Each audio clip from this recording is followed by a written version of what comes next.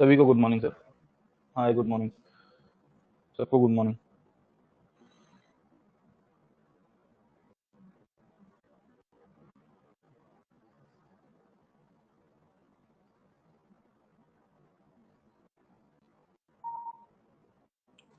Sir good morning.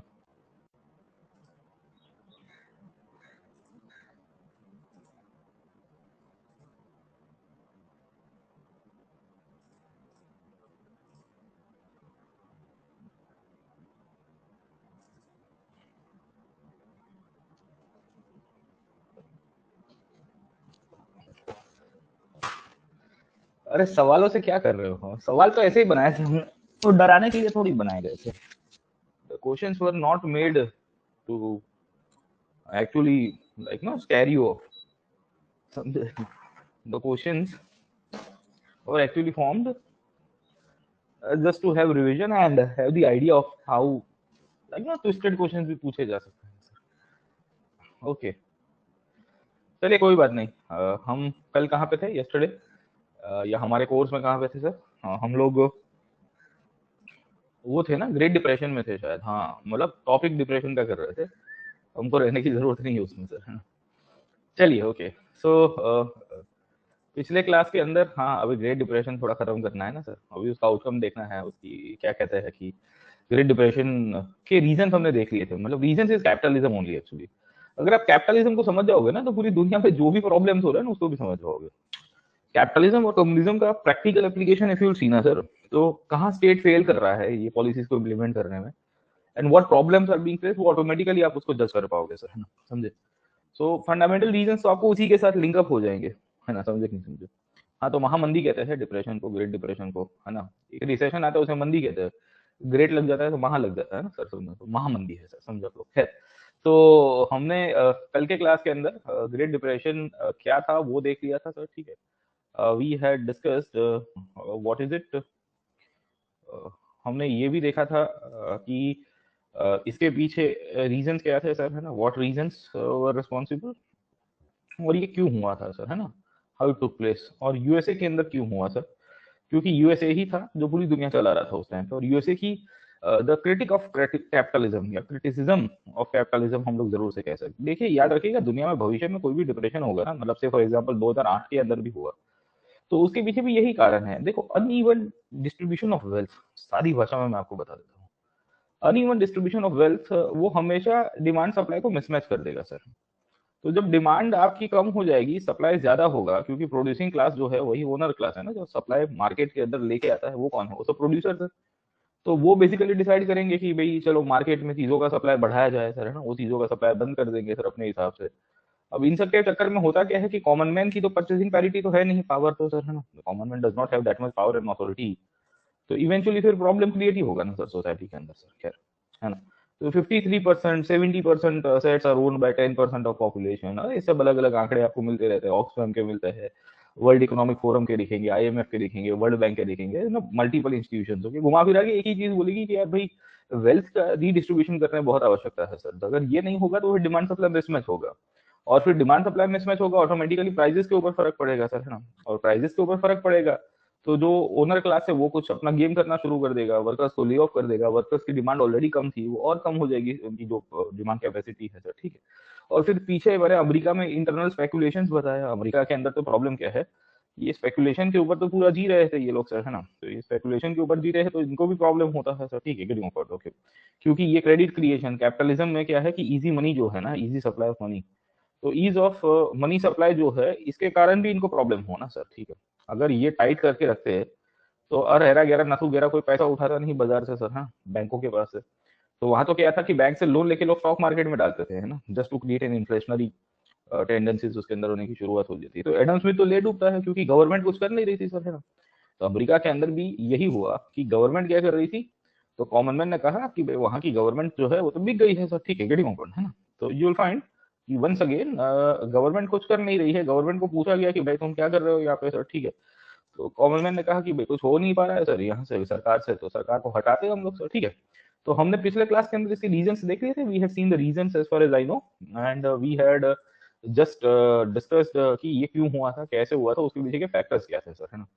तो मुझे नहीं लगता है कि उसमें अब हमको ग्रेट डिप्रेशन में फिर से पीएचडी करने की आवश्यकता है, पर खाली एक बार स्लाइड से आपको बता देता हूँ कि क्या होता है, और फिर फाइनली उसको आउटकम के रूप में कैसे देखा जाएगा, आज वहां देखेंगे सर, है। तो विल बी डिस्कसिंग कि उसको कैसे टैकल किया गया था, उसमें कैसे अमेरिका की असर पूरी दुनिया के ऊपर होती है सर, ठीक है ना।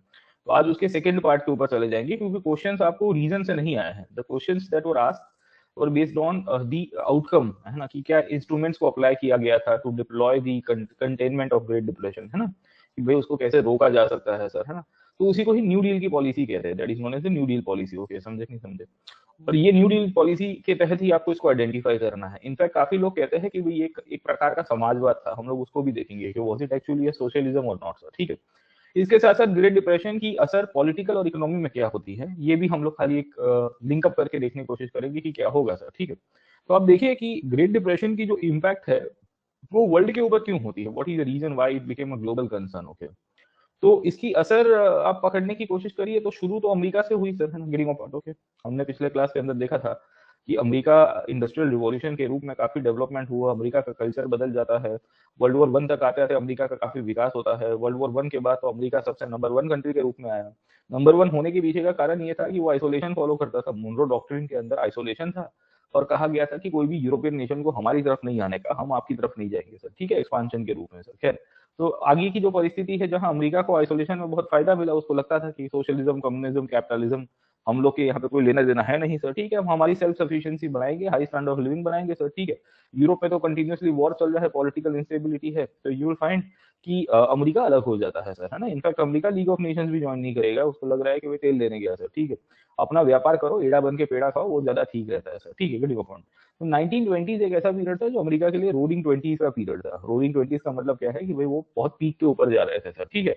तो उनके प्रेसिडेंट थे हूवर सर, है ना। हूवर कहते हैं कि our land is rich in resources, stimulating in glorious beauty, filled with millions of happy homes, blessed with comfort and opportunity. ये 1929 के शुरुआत में स्टेटमेंट बोला था, फरवरी में सर, है ना। और अक्टूबर के अंदर तो आपको पता है कि क्या होता है सर, गिरिंग ऑफ समझे नहीं समझे। 1929 के अंदर 5 मिलियन गाड़ियां उनकी बेची जा रही थी सर, मतलब 50 लाख के आसपास गाड़ियां सालाना बेची जा रही है सर। आप सोचिए, इतनी तो भारत में आज की तारीख में नहीं बेची जा रही है सर, ठीक है। अमेरिका 1929 में उतना उत्पादन कर रहा है, मतलब हर दिन दो दो गाड़ी थी सर, ठीक है। गेटिंग पॉइंट ऑफ नोट, आप सोच सकते हो कि कितना ह्यूज, बाहर भी एक्सपोर्ट करते थे, यूरोप में भी एक्सपोर्ट करते थे सर, ठीक है। तो वर्ल्ड वॉर वन के बाद immediately little bit slow down हुआ था, बट इन्होंने इकोनॉमी को काफी एक्सपांड किया था। इकोनॉमी एक्सपांड क्यों किया था, क्योंकि मैंने बताया क्रेडिट क्रिएशन के थ्रू सर, है ना। तो इनका पूरा साइकिल ही उधारी के ऊपर चलता है, उधारी लो उधारी दो सर। देखो, कैपिटलिज्म एक चीज के ऊपर बहुत मानता है, बोले दूसरों के पैसा के ऊपर मजा करने का सर, समझे आप लोग, ठीक है। जितने भी इंडस्ट्रियल ग्रोथ हो रहा है ना, जितनी कंपनीज का ग्रोथ होता है, बड़े बड़े आप देखोगे, है ना, वेंचर्स निकल के आते हैं, वो खुद का पैसा से कभी ग्रो नहीं होगा सर, ठीक है। वो बैंकों के पैसे से ग्रो होगा, इन्वेस्टर्स के पैसों से ग्रो होगा, सीरीज ए, सीरीज बी, है ना, सीरीज ए फंडिंग जो भी अलग अलग आपको दिखेगा सर, ठीक है। मॉल उसी के ऊपर ही होती है, चलिए सर, है ना। तो यू विल फाइंड कि अमेरिका के अंदर भी यही कहानी आपको दिखती है। यूल सी अमेरिका के अंदर भी आपको यही कहानी दिखेगी सर, है ना। समझ में आया कि नहीं आपको। तो कहानी ये चलती है कि अमेरिका के अंदर ग्रो होता है, अब ये मार्केट टूट गया सर। हाँ, क्यों टूटा, मैंने आपको बताया, क्योंकि लोग स्पेकुलेट कर रहे थे, लाइजेफार की पॉलिसी पूरी तरह से फेल हो जाती है सर, है ना। एक ही दिन में मतलब 1.5 करोड़ से ज्यादा आप देखोगे तो शेयर्स बेचे जा रहे हैं, डोमिनो इफेक्ट होती है, एक कंपनी के शेयर बेचेंगे दूसरे के ऊपर असर पड़ेगी सर, ठीक है। क्रेडिटर्स, बैंकिंग और फाइनेंशियल कॉर्पोरेशन के ऊपर असर होगी सर, स्पेंडिंग पैटर्न डाउन हो गए, इन्वेस्टमेंट डाउन हो गया, कॉर्पोरेशन बैंकरप्ट हो गए, जो कंपनीज में काम कर रहे थे वो खत्म हो जाती है, स्पेंडिंग डिक्लाइन हो जाती है सर, ठीक है, गेटिंग पॉइंट। कारण मूल तरह से इनका यही था कि भाई अमेरिका के अंदर जो बड़े बड़े कॉर्पोरेशन थे उनका प्रोडक्शन बहुत हाई हो गया था, बहुत ही हाई प्रॉफिट था, सप्लाई मोर था बट डिमांड नहीं था। क्यों नहीं था, क्योंकि कैपिटलिस्ट सिस्टम के अंदर ये सबसे बड़ा प्रॉब्लम था सर, ठीक है। बड़े बड़े कॉर्पोरेशन उस टाइम पे हुआ करते थे जिन्हें मर्जर्स एंड एक्विजिशन हो गया था, तो 200 कंपनीज अमेरिका के अंदर सबसे ज्यादा डोमिनेट कर रही थी सर, ठीक है। तो 40% of wealth 1% of population control करके बैठी है, 40-45% के आसपास बोला जाता है। और अमेरिका ने क्या कहा था कि भाई विदेश के सामानों से एंटर ना करने के लिए प्रोटेक्शनिज्म दिया था, और यूरोप की कंट्रीज ने भी यही किया था। तो अमेरिका का बाजार फिर धीरे धीरे सिकड़ता गया था, ठीक है। वर्ल्ड वॉर के समय पे किसानों को कहा गया कि आप प्रोडक्शन को हाई करिए, क्योंकि हम लोग को खाने की डिमांड बहुत होगी सर, ठीक है। वर्ल्ड वॉर के बाद खाने की डिमांड कम हो जाती है सर, समझे आप लोग, ठीक है। ऊपर से क्या हुआ कि लैटिन अमेरिका के जो किसान थे ना, उन्होंने भी प्रोडक्शन करना शुरू किया था, तो उनका सामान भी अमेरिका की बाजार में घुस रहा था सर, ठीक है। तो इंटरनली इनके सामान के अंदर प्रॉब्लम हो रहा है sir, getting a point, okay. तो सप्लाई मोर हो गया है, डिमांड बहुत ही कम हो रही है सर, है ना। फार्मर्स को प्राइसेस के अंदर फटका पड़ गया। ये किसान बड़े किसान हुआ करते थे, इन्होंने स्टॉक मार्केट के अंदर पैसा लगाया था। कभी देखा है भारत का किसान स्टॉक मार्केट में पैसा लगाया था? अमेरिका में 1920 के दशक में किसान स्टॉक मार्केट में पैसा लगा, भला घुमाओ घुमाओ सब लोग अपना ही है सर, गेटिंग अ, ओके, समझे कि नहीं समझे, ओके। मिडिल क्लास की तो हालत खराब है सर, क्योंकि ये इंडस्ट्रीज में काम करते थे, इनका इनकम लेवल बढ़ता है, ये भी स्टॉक मार्केट में में पैसा लगा रहे तो पैसा लोन लोन में लेके सर, ठीक है, गेटिंग ऑफ। मार्केट क्रैश हुआ, ये बेचारे हार जाते हैं, इंडस्ट्रीज बंद हो जाती है, इनकी जॉब चली जाती है सर, ठीक है। इनकी जॉब चली गई तो इनकी डिमांड क्रिएटिंग कैपेसिटी खत्म हो गई, तो इकोनॉमी तो स्पाइरल इफेक्ट करती है सर, ठीक है। तो कोर्स ऑफ टाइम पे बाकी सारे सेक्टर्स की भी हालत खराब हो जाती है सर, समझे आप लोग, ठीक है। तो स्टॉक मार्केट क्रैश होता है, प्रोडक्शन आपका डाउन जा रहा था, प्रोडक्शन के कारण आपकी बेसिकली डिमांड एक कारण था, उसके कारण आपने देखा कि भाई लोगों को कहा कि भाई आपको सैलरी से कम कर दिया जाता है या नौकरी से हटा दिया जाएगा सर, ठीक है। परचेसिंग पावर डाउन हो जाते हैं, बैंकों ने बहुत सारे लोगों को लोन देके रखी थी, यू फाइंड कि ये सब लोगों ने पैसा भरना बंद कर दिया, तो बैंकों के ऊपर फर्क पड़ता रहता है सर, ठीक है, गेटिंग ओके। इन पीरियड के समय पे बेसिकली अमेरिका ने बहुत सारे कंट्रीज को पैसा दिया था सर, ठीक है, गेटिंग ओके। तो उनके ऊपर भी पैसा पड़ेगा। एक्चुअली क्या होता है कि सब लोग प्रोटेक्टिव टैरिफ पॉलिसीज को अपना रहे थे सर, है ना।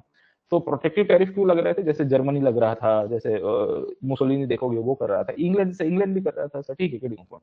तो कहानी ये है कि 1930s के ट्रांजिशन पीरियड में ऑलमोस्ट टैरिफ बैरियर्स के कारण 70% के आसपास आपका ट्रेड को फटका पड़ा सर, ठीक है, गेटिंग पॉइंट ओके।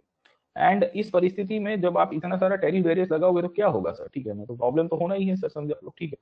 तो what do we see over here कि अमेरिका की ऐसा सबको होती है, बाकी अमेरिका ने बाकी सारे कंट्रीज को भी पैसा दिया था, America had given money to other countries as well sir, ठीक है, गेटिंग पॉइंट ओके। तो इन परिस्थितियों में हमको ये पता चल रहा है कि अमेरिका की जो असर है वो बाकी सारे यूरोपियन नेशंस के अंदर बनने की शुरुआत हो गई सर, है ना। तो हूवर को तो लोगों ने लात मार दी, बोले यार ये बंदा तो बेकार का है, ये बड़ी बड़ी बातें कर रहा है, बोले हमारे यहाँ पे तो रिच एंड रिसोर्सेज है और प्रॉस्पेरिटी है और है ना कंफर्ट एंड अपॉर्चुनिटी है, यहाँ देखो लोगों की नौकरी चली गई, कॉर्पोरेशन डूब गए, बैंक उड़ गई सर, है ना। क्योंकि बैंक अगर आप देखोगे तो बैंक ने लोगों को पैसा दिया था, बैंक ने कॉर्पोरेट कंपनीज को पैसा दिया था, बैंक फेल हो जाती है क्योंकि एक साथ मैंने बताया अगर एसबीआई के 25 करोड़ जो इन्वेस्टर्स कह सकते हैं एसबीआई के अंदर जिनका खाता है, क्लाइंट्स है, वो पैसा मांगना शुरू कर देंगे तो एसबीआई दिवालिया हो जाएगी सर। तो अमेरिका के अंदर भी यही हालत है, बैंक रन होता है सारी भाषा में, यस एग्जैक्टली सर, ठीक है। तो बैंकिंग पैनिक होता है, लिक्विडेशन क्राइसिस क्रिएट हो रहा है, मतलब ये सब कुछ आप देखोगे तो पूरी डिमांड सप्लाई साइकिल को खराब कर रहा है। तो मनी कॉन्ट्रैक्शन हो गया सर, है ना, अचानक से ही आप ये सब चीजें करोगे तो इसका परिणाम ये होता है कि कोई अथॉरिटी नहीं थी, कोई सिस्टम नहीं थी और अमेरिका फेल हो गया सर, ठीक है, गेटिंग ओवर ओके। तो कहानी ये चलती है इस पीरियड के समय पे कि रिपब्लिकन गवर्नमेंट उस पीरियड के अंदर पावर के ऊपर आई थी सर, है ना, क्योंकि वुडरो विल्सन ने डेमोक्रेटिक पार्टी से नाता तोड़वाया था अमेरिकन का after the world war one sir, ठीक है। तो रिपब्लिकन को मौका मिला था बट रिपब्लिकन की हालत खराब हो जाती है तो फिर से डेमोक्रेट्स निकल के आए सर, ठीक है। तो मैंने आपको बताया था कि Woodrow Wilson was part of the democratic party sir, है ना, बट वर्ल्ड वॉर वन में लीग ऑफ नेशन और ट्रीटी ऑफ वर्साई को लेके वो सेनेट में हार जाते हैं, सेनेट में 2/3 मेजोरिटी नहीं ले पाते और फिर लेटर ऑन फिर अमेरिका के अंदर एंटी वॉर मूवमेंट भी बना था, तो हमको यूरोपियन पॉलिटिक्स में नहीं जाना है, तो रिपब्लिकन आए थे, Hoover basically belong to the Republicanism sir, ठीक है। बट देन रूजवेल्ट आया, रूजवेल्ट ने कहता है कि देखो हमको कुछ नया करना पड़ेगा सर, ठीक है, getting point okay. We need to do something called 3 Rs okay. 3 Rs का मतलब होता है relief, recovery and reform sir, है ना। तो ये एक्चुअली क्यों किया गया था, उसके पीछे का कारण ये है, हमको ये पता चल रहा है कि अमेरिका को रिफॉर्म करवाने के लिए there was this guy called as John Maynard Keynes, was an economist in London sir, है ना। इन्होंने पूरी दुनिया को लेटर लिखा था कि भाई क्या किया जा सकता है इसको लेके सर, ठीक है ना। तो ये केन्स हुआ करते थे जिन्होंने एक एक पीरियड के समय पे ही started writing letter to the presidents and the chief prime ministers of different different countries okay. तो उसमें Roosevelt was quite impressed by him कि भाई यार देखो ये बंदा कोई ठीक मुझे बता रहा है, इकोनॉमिस्ट है तो कोई काम में आएगा सर, है ना। तो Keynes Keynesian school of economics कहते हैं सर, ठीक है इसको। इनफैक्ट मनमोहन सिंह इन्हीं के ही विचारधारा से चलते थे और जब 2008 में पूरी दुनिया में रिसेशन आया तो भारत उस टाइम पे बच गया था सर। भारत की हालत तो फिर बाद में खराब हुई, 2014-15 तक आते आते हमारा एक कंसेप्ट होता है जिसे हम लोग सर्वे के अंदर कहते हैं decoupling of world economy sir, या इंडियन इकोनॉमी सर, है ना। सर्वे में पढ़ा है कि नहीं पढ़ा है, डीकपलिंग सर, है ना, कि जब दुनिया नीचे जा रही थी तब इंडिया ऊपर जा रहा था सर, ठीक है, गेटिंग व्हाट नॉट समझे। तो जब दुनिया रिकवर कर रही थी तब इंडिया नीचे जा रहा है सर, तो बोले ससुरा ई कैसा हो गया सर, है ना, समझे नहीं समझे, गेटिंग व्हाट, कि 2008 से लेके 2012-13 तक आते आते इनफैक्ट, है ना। तो ये इकोनॉमिक सर्वे ने लिखा है, मैंने नहीं लिखा, अरविंद सुब्रमण्यम ने लिखा है सर, ठीक है ना। वो हमारे चीफ इकोनॉमिक एडवाइजर हुआ करते थे पहले कुछ साल पहले तक सर, ठीक है। अब पढ़ा दे, डिस्क्लेमर कर देना जरूरी है, कभी कभी क्या होता है कि लोग बोलेंगे देखो सरकार है ना फला ढीम का सर, खैर। तो ये सुब्रमण्यम साहब ने लिखा था तो निकल गए हैं वापस पढ़ाने के लिए कोलंबिया के अंदर, कोलंबिया में पढ़ाते कहीं पे पढ़ाता है यूनिवर्सिटी पे सर, खैर। तो he wrote this word called as decoupling okay, specifically वहां से आता है। तो बोले दुनिया नीचे जा रही थी, इंडिया ऊपर जा रहा है। जब वर्ल्ड रिकवर कर रहा 2015 के बाद सर, है ना, इंडिया नीचे जा रहा था सर। तो बहुत सारे कारण थे उसके पीछे, I am not going, but हम लोग कीनेजियन स्कूल के ऊपर बात करेंगे, कीनेजियन स्कूल ऑफ थॉट क्या कहता है सर, ठीक है, गेटिंग ओवर। तो वी विल सी कि इन्होंने 3 R का कंसेप्ट दिया था और देखिए इसका इम्पैक्ट क्या होता है सर, व्हाट इज हैपनिंग कि because of the Great depression पूरी दुनिया में आग लगी हुई है सर, ठीक है। अमेरिका के अंदर तो पावर चेंज होना था सर, इनफैक्ट 1930s के समय पे यूरोप के कारण इसमें प्रॉब्लम हो गया सर, है ना। हिटलर की पॉपुलैरिटी क्यों बढ़ती है सर, है ना, why Hitler became popular sir, है ना। ऑथोरिटेरियनिज्म वो क्यों उभर के आया है sir, it is because of the Great depression only sir, ठीक है, गेटिंग ओपन, है ना। मुसोलिनी क्यों पॉपुलर हुआ सर, है ना, तो मुसोलिनी बिकेम पॉपुलर, उसके पीछे का कारण भी यही है सर, ठीक है। तो एवरीवेयर यू विल फाइंड कि ऑथोरिटेरियनिज्म ग्रो होगा। अमेरिका के अंदर भी ऐसी हालत हो गई थी कि भाई रिफॉर्म्स नहीं करेंगे तो बहुत सारा प्रॉब्लम हो जाएगा सर, ठीक है, गेटिंग ओपन, ओके। तो यहाँ पे रूजवेल्ट जैसे लोग थे, इन्होंने पूरा कैंपेन इसी के ऊपर चलाया है। The only thing we have to fear is the fear itself sir, है ना। हमको डर इस बात का है कि हमको डरना है सर, मतलब हमको डर से डर लगता है, वैसी कहानी वो बताने की कोशिश करते हैं सर, ठीक है। तो वी विल सी दैट ऐसा कहते हैं कि इन्होंने 3 चीजों के ऊपर फोकस किया। पहला क्या किया सर, ठीक है, बोले रिलीफ देंगे, relief to the victims of poverty and hunger. America के अंदर बेसिकली लोगों को नौकरी वोकरी चली वो देंगे, रिकवरी करेंगे और रिफॉर्म करने की कोशिश करेंगे सर, ठीक है, गेटिंग ओपन, ओके। तो ये 3R के कंसेप्ट के थ्रू इन्होंने लाइजेफार से डिपार्चर ले लिया सर, है ना। अब इसमें कहानी ये है कि 2 चीजें आपको दिखेगी सर, ठीक है। पहली चीज ये दिखेगी कि how to reorganise the American economy, सबसे बड़ा एस्पेक्ट था सर, ठीक है। पता था कि भाई डिमांड आपकी कम हुई है और सप्लाई ज्यादा हुआ है और उसके कारण आपके प्राइसेस मिसमैच हो गए हैं। This has created an impact and domino effect over a period of time sir, ठीक है। सो दे न्यू दैट कि अगर फ्री मार्केट को चलाते हैं तो लाइजेफार का कंसेप्ट ये कहता है कि डिमांड सप्लाई में गवर्नमेंट इंटरवेंशन नहीं होना चाहिए सर, ठीक है। और गवर्नमेंट को क्या करना चाहिए, वॉचमैन बनाना चाहिए सर, है ना, गेटिंग पॉइंट। ये किसने कहा था वॉचमैन का कंसेप्ट, तो एडम स्मिथ ने कहा था। तो एडम स्मिथ ने ये कहा कि भाई सरकार जो है, सरकार को मूलतः से वॉचमैन का काम करना चाहिए, गाड़ी चलती रहेगी, कोई दिक्कत नहीं होगी सर, ठीक है। डिमांड सप्लाई अपने हिसाब से मैच हो जाएगा, थोड़ा टाइम अप एंड डाउन होगा सर। ये कंसेप्ट को गलत ठहराया किसने, जॉन मेनार्ड केन्स ने। केन्स ने कहा कि देखो भाई साहब, सरकार वॉचमैन बन के नहीं रह सकती है ना। Government has to play an active participation into mismatch of the demand supply whenever it takes place sir, ठीक है। तो एक्टिव रोल के रूप में सरकार को क्या करना चाहिए, तो किसी ने केन्स को पूछा कि ये काम करते हैं अपन, पैसा छाप देते हैं सर, है ना, यूएस डॉलर को छाप देंगे, 100-100 डॉलर के बिल छाप के सर, है ना, पब्लिक में सर्कुलेट कर देंगे। केन्स बोलता है पागल हो जाएगा भाई साहब, है ना, तो सटक गया है क्या तुम्हारा सर, है ना। तो 100-100 डॉलर का 200 डॉलर का बिल छाप के तुम पब्लिक में दे दोगे तो इससे डिमांड थोड़ी बढ़ेगा, इससे तो इन्फ्लेशन हो जाएगा, ये तो पहले जैसी ही कंडीशन हो जाएगी सर, ठीक है ना। और इतनी इन्फ्लेशन होगी तो it will lead to something called as depreciation of currency sir, ठीक है। पूरी करेंसी डेप्रिशिएट हो जाएगी सर, है ना, क्योंकि आपने बिना काम करवाए लोगों से पैसे दे दिए सर, है ना, गेटिंग ओपन, ओके, समझे कि नहीं समझे। तो ये कंडीशन में तो ये कहानी खत्म हो जाएगी सर, है ना, समझे आप लोग। तो कहा क्या करना चाहिए कि भाई देखो, उनको डिमांड क्रिएशन करवाना है सर, है ना। और डिमांड क्रिएशन तब हो सकता है जब इक्विटेबल डिस्ट्रीब्यूशन ऑफ वेल्थ होता है सर, समझे आप लोग, ठीक है ना, गेटिंग ओपन। तो वेल्थ को रीडिस्ट्रीब्यूट करना है, वेल्थ का डिस्ट्रीब्यूशन करना है, डिमांड क्रिएट करना है, but at what cost sir, है ना, समझे कि नहीं समझे। अब इंडस्ट्रीज तो काम कर नहीं रही है, डिमांड कैसे क्रिएट होगी, किसी को जॉब देनी पड़ेगी तभी होगी ना सर, ठीक है।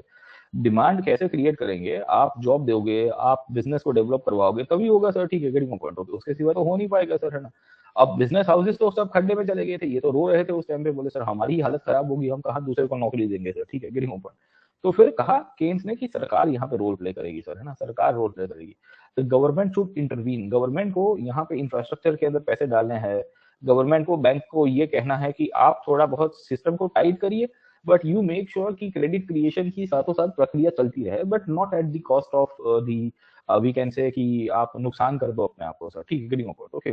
तो कहानी ये है कि इंफ्रास्ट्रक्चर के ऊपर फोकस करेंगे, जो एग्रेसिव रोल इकोनॉमी के अंदर होना चाहिए सरकारों का, वो हमको करना पड़ेगा और एक्शन के थ्रू हम लोग करेंगे सर, ठीक है, गेटिंग ओके, ओके। तो इन परिस्थितियों में 1933 के बाद सर, है ना, जब से ये पावर के ऊपर आए उसके बाद इमीडिएटली यू विल फाइंड इन्होंने न्यू डील की पॉलिसी लाई।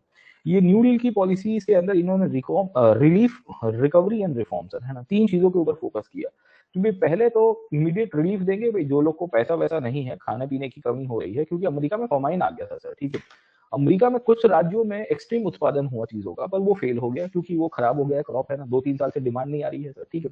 बाकी सारी एरिया में उत्पादन हो नहीं रहा है क्योंकि पैसे नहीं थे किसी के पास सर, ठीक है, गेटिंग ओके, ओके। तो आप देखिए कि इन spite of bumper cropping, bumper crop मतलब आप सोच नहीं सकते उतना क्रॉप अमेरिका के अंदर आपको सालों में दिखेगा सर, है ना। बट यू विल फाइंड कि still there was a famine sir. अब ऐसा कैसे हो जाता है, ये this is because of the we can say the mismatch in the economic sphere sir, ठीक है, गेटिंग पॉइंट। फिर रिकवरी करने से और रिफॉर्म लॉन्ग टर्म में करने से, तो ये जॉन मेनार्ड केन्स ने एक पैम्फलेट लिखा था, the means to prosperity sir, है ना। तो यहाँ से ही बेसिकली यू विल फाइंड कि इन्होंने न्यू डील की पॉलिसी दी। ये न्यू डील अगर आप समझने की कोशिश करोगे 2 बार आएगा सर, है ना। न्यू डील 1.0 आएगा सर, समझे, और इसके बाद इसका सीक्वल आएगा न्यू डील 2.0 सर, ठीक है। 1.0 सबसे पहले साल में था, मतलब 1933-34 के समय पे सर, है ना। Again after some years you will find New Deal 2.0 will be introduce somewhere in the 1930s के एंड पीरियड के समय पे सर, समझे आप लोग, ठीक है ना। 35 के बाद आप देखोगे तो new Deal 2.0, 1.0 was immediately implemented sir, है ना। सेकंड न्यू डील कहते हैं ना उसको, वो थोड़े लॉन्ग टाइम के बाद आता है कि भाई चलो थोड़ा वेट करते हैं और उसके बाद हम लोग आगे चलेंगे सर, ठीक है। तो इन्होंने क्या किया कि अमेरिका में स्टेट इंटरवेंशन करवाया। अब स्टेट इंटरवेंशन कैसे करेंगे, तो सरकार ने इंफ्रास्ट्रक्चर के लिए एजेंसीज बनाई, कंपनीज को बनाया सर, है ना। एजेंसीज को फॉर्म किया जाता है, और ये एजेंसीज कैसी थी, अल्फाबेट एजेंसीज का प्रकार था। अल्फाबेट का मतलब ये है कि इन्होंने क्या कह सकते हैं कि काइंड ऑफ अलग अलग सरकारी कंपनी बनाई, ट्रिपल ए करके कंपनी बनाते हैं और ट्रिपल सी करके कंपनी बनाते हैं, फिर फेरा करके एक इंस्टीट्यूशन बनता है। तो you find multiple institution, okay, समझे नहीं समझे, गेटिंग ओपन, ओके। तो केन्स ने बेसिकली यहाँ पे इनको लेटर लिखा था, केन्स ने सबको लेटर लिखा था, मैंने आपको बताया सर, है ना, द मीन्स टू प्रॉस्पेरिटी के रूप में सर।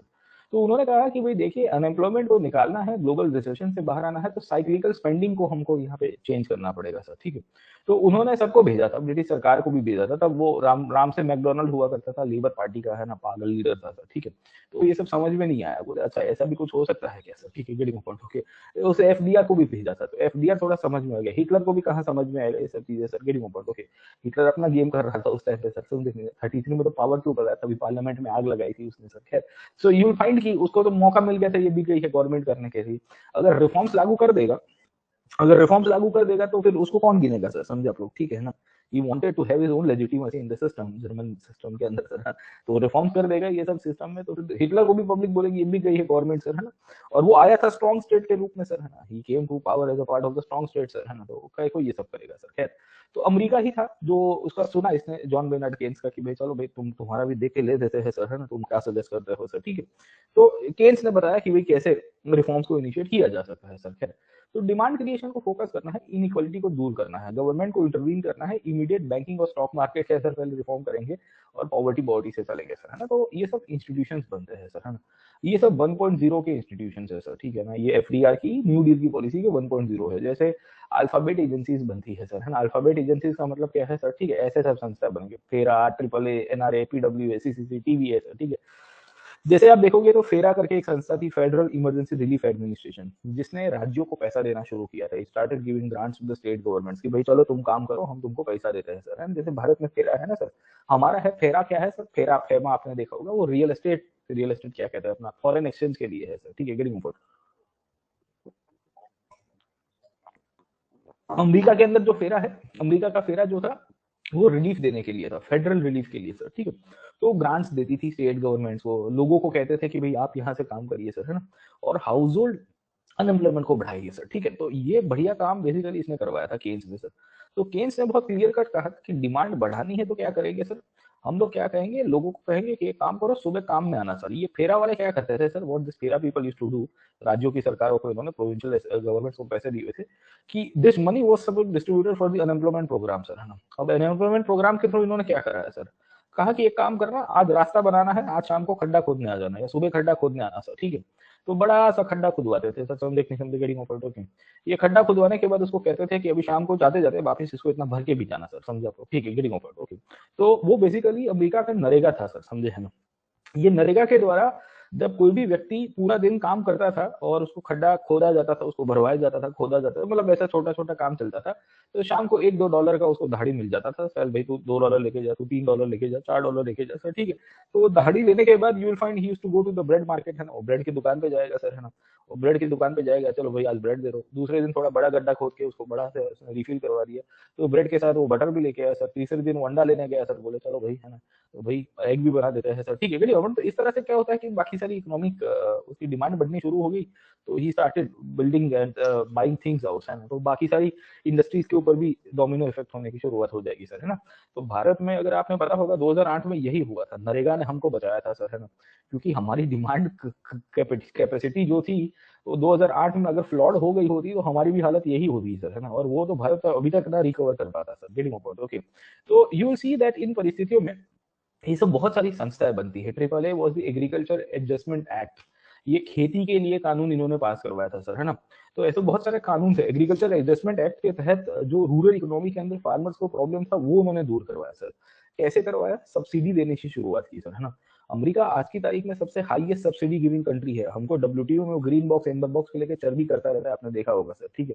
बट इनफैक्ट आप उसका सब्सिडी का प्रकार देखोगे तो सबसे बड़ा वो देता है, क्योंकि उसके पास वो क्या कहते हैं, एस्केप विंडोज बहुत सारी है डब्ल्यूटीओ के द्वारा सर, है ना, गेटिंग पॉइंट, है ना। तो वो कहता है कि भाई इतना परसेंटेज, वो प्री इंडस्ट्रियल लेवल 1986 के लेवल का इतना परसेंटेज आपको दे रहा है, यू नो दैट, ओके। और उसमें 1986 में अमेरिका का प्रोडक्शन बहुत हाई था सर, ठीक है, गेटिंग पॉइंट, ओके। उसका कुछ अगर 10% भी दे रहा है तो भी इंडिया के टोटल सब्सिडी से 100 टाइम्स ज्यादा हो जाता है सर, समझा आप लोग, ठीक है। तो वो जंगलरी है, उसकी जानबूझ के इन्होंने करवाया है सर, खैर। तो उसी तौर के ऊपर ट्रिपल सी करके एक संस्था थी, सिविलियन कंजर्वेशन कॉर्प्स सर, ठीक है।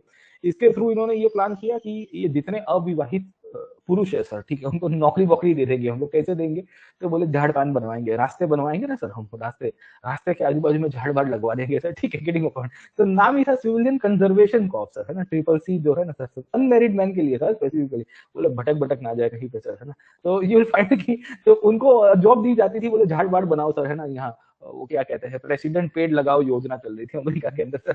सॉइल इरोजन के लिए कुछ प्रॉब्लम हो रहे थे, तो बोले चलो वहां गड्ढा खोद के आओ सर, ठीक है। तो मतलब आप समझ गए ना सर, मूल तरह से इनकी देखो, इनके ऊपर पीएचडी कर रही है आवश्यकता नहीं है, आपको खाली एग्जाम्पल में कोट करना है कि कैसे इनको कवर किया गया सर। तो कंजर्वेशन के लिए काम, फिर टेनेसी करके, ये टेनेसी तो रिवर वैली है पूरा सर, ठीक है।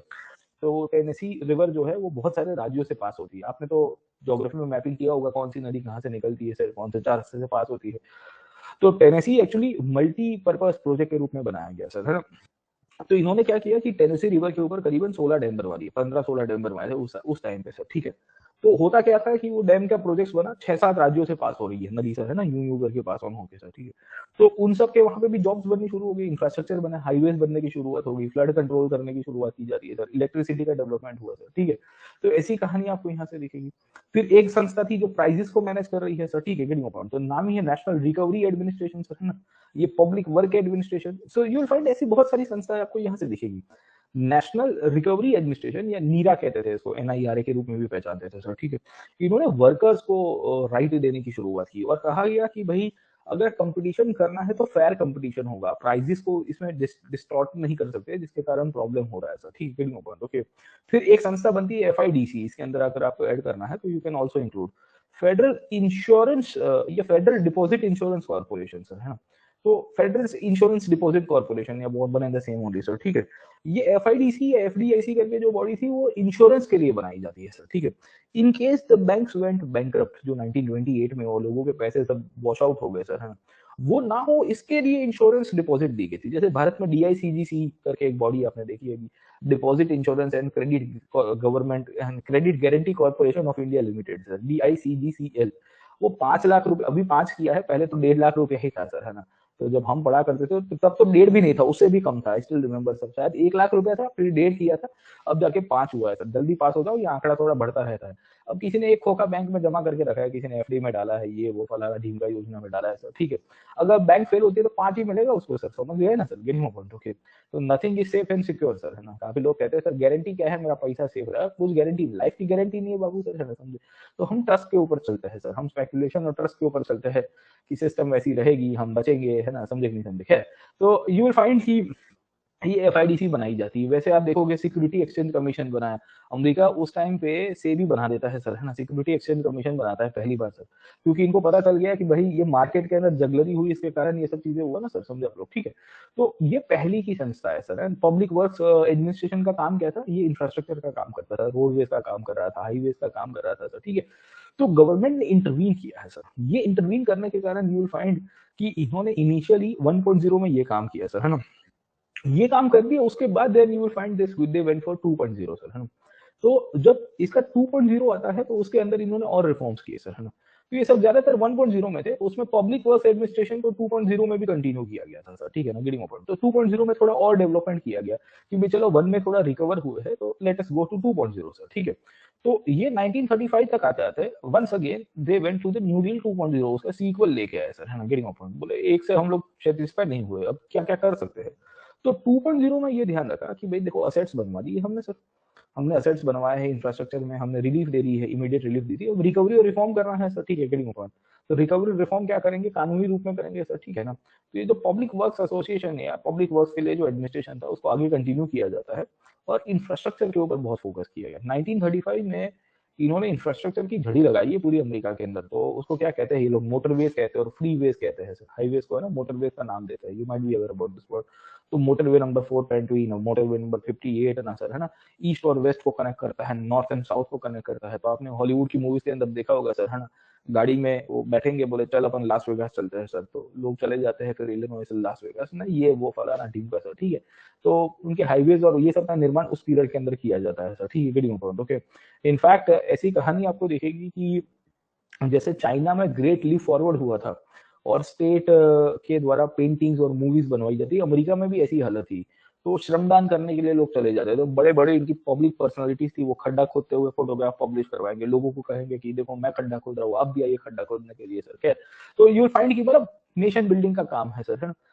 तो ये जो पब्लिक वर्क्स एडमिनिस्ट्रेशन है 1935 के बाद बहुत चालू हुआ सर, है ना, बहुत लार्ज स्केल के अंदर चलता है और इसमें इंफ्रास्ट्रक्चर के ऊपर बहुत फोकस किया गया सर, है ना। तो आज अमेरिका का जो इंफ्रास्ट्रक्चर इतना आगे है तो उसके पीछे का कारण 1930s के। इनफैक्ट आपका जो लोअर मैनहट्टन जो बना है सर, है ना, तो मैनहट्टन का जो ओरिजिनल सिटी जो था आपका जो आइलैंड है सर, वो इस पीरियड के अंदर बनते हैं। कुछ कुछ बिल्डिंग आज की तारीख में अभी भी सर्वाइव कर रहे हैं। आप एम्पायर स्टेट के आजू बाजू के एरिया, डब्ल्यूटीसी तो बहुत लेट बना था, एम्पायर स्टेट उससे भी पहले था, उससे भी पहले आपको स्काई स्क्रेपर्स बनने की शुरुआत मिलेगी। आपने अमेरिका के अंदर एक फोटोग्राफ देखा होगा, पता नहीं कितने लोगों ने देखा है, पर एक बिल्डिंग के ऊपर यहाँ पे एक लोहे का एंगल है सर, यहाँ 4-5 लोग लटक के चपड़गंज लोग सब नाश्ता कर रहा है sir, have you seen that photograph sir, ठीक है। तो you will find crane crane से लटका हुआ है सर, वो पूरा एक लोहे का एक एंगल बाहर आ रहा है सर, और फिर वो नाश्ता कर रहा है, पैर नीचे देखोगे तो 40वीं मंजिल के ऊपर होंगे, 50वीं मंजिल के ऊपर सर, ठीक है, have you seen that photograph sir.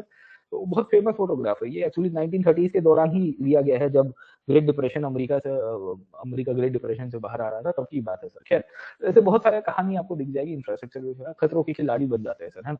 दूसरे इन्होंने क्या किया कि यार देखिए, यहाँ डिमांड क्रिएशन का एक प्रॉब्लम ये हुआ था क्योंकि सोशल सिक्योरिटी नहीं थी सर, है ना। अब सोशल सिक्योरिटी नहीं देंगे तो फिर ये डिमांड क्रिएशन का मिसमैच होता रहेगा ना। केन्स ने सरकार को क्या बताया, बोले सर देखिए आप सोशल सिक्योरिटी देना शुरू करिए, क्योंकि इससे क्या होगा कि you will be able to combat poverty as well sir, ठीक है। और फिर होगा क्या कि जिसके पास टाइमिंग जॉब नहीं है तो उनको सरकार पैसा देगी, तो पूरी पूरी साइकिल चलेगी सर, ठीक है, गेटिंग ओपन। तो इनिशियली सीनियर सिटीजन को दिया गया, then you will find dependents को दिया जाता है, डिसेबल्ड को दिया जाता है सर, है ना, गेटिंग ओपन, अनएम्प्लॉयड लोगों को दिया जाता है सर, है ना। तो इससे हमको ये पता चल रहा है कि आप पॉवर्टी को भी ट्राई कर रहे हो, साथों साथ आप ये भी ट्राई कर रहे हो कि भाई डिमांड क्रिएशन भी हो जाएगा और एक वेलफेयर स्टेट की भी स्थापना होगी सर, समझे आप लोग, ठीक है ना, गेटिंग ओपन।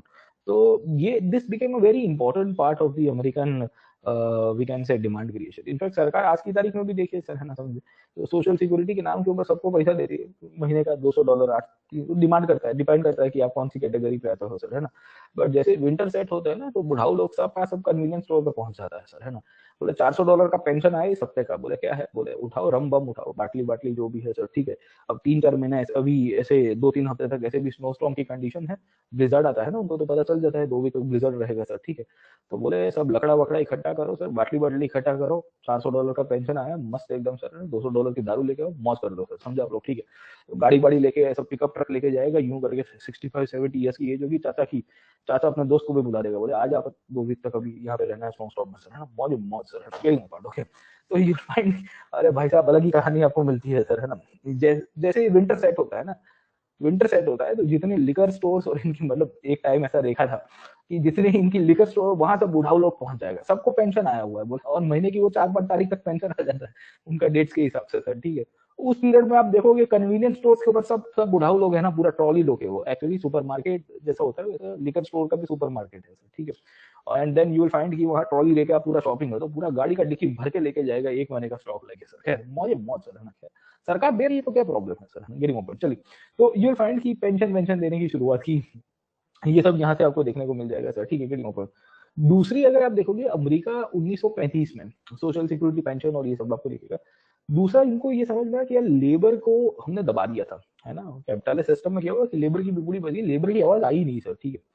लेबर की आवाज आई नहीं तो प्रॉब्लम क्या हो रहा था कि लेबर की वो जो हालत खराब हुई हमको पता नहीं चला, ओनर्स ने उनको खत्म कर दिया, ओनर्स ही कॉन्स्टिट्यूशन चलाते थे, ओनर्स ही डेमोक्रेसी चलाते थे। तो पहली बार अमेरिका ने लेबर यूनियंस को लेकर थोड़ी सक्रियता दर्शाई सर, है ना, पहली बार आपको ये दिख रहा है सर।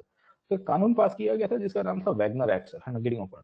ये वैगनर एक्ट के द्वारा अमेरिका बिकेम फर्स्ट टाइम जब इन्होंने अलाउ किया कि हम यहाँ पे लेबर्स को क्या कह सकते हैं स्ट्राइक करने का या लेबर यूनियन बनाने का अधिकार दे रहे हैं सर, ठीक है, गेटिंग पॉइंट। ओके, तो this became a very important aspect sir. The issue was not कि भाई उनको स्ट्राइक का अधिकार दिया, मतलब वो काफी हंगामा भी हुआ था। सरकार ने कहा कि स्ट्राइक करेंगे तो पता चलेगा कि प्रॉब्लम क्या है सर। इसके पहले क्या था कि it was not allowed, owner लोग निकाल देता था नौकरी से। बोले गलती से यूनियन यूनियन बनाया, पता चला तो सीधा दूसरे दिन फायर कर दूंगा तुमको सर, ठीक है, गेटिंग पॉइंट। तो बेचारा मजदूर को डर लगता था, बोले कुछ कर नहीं पाएंगे सर, सरकार सुन नहीं पाएगी सर, समझे आप लोग, ठीक है। तो नाउ द गवर्नमेंट रियलाइज कि देखिए इनका आवाज हमारे तक पहुंचेगा तो ही रिफॉर्म ला पाएंगे सर, ठीक है। सो अल्टीमेटली लेबर वेलफेयर का कंसेप्ट आपको दिख ही जाएगा सर एट टाइम्स, आप देखिए। बट यू विल सी कि साथों साथ ये भी था कि कुछ कर पाए सर, ठीक है।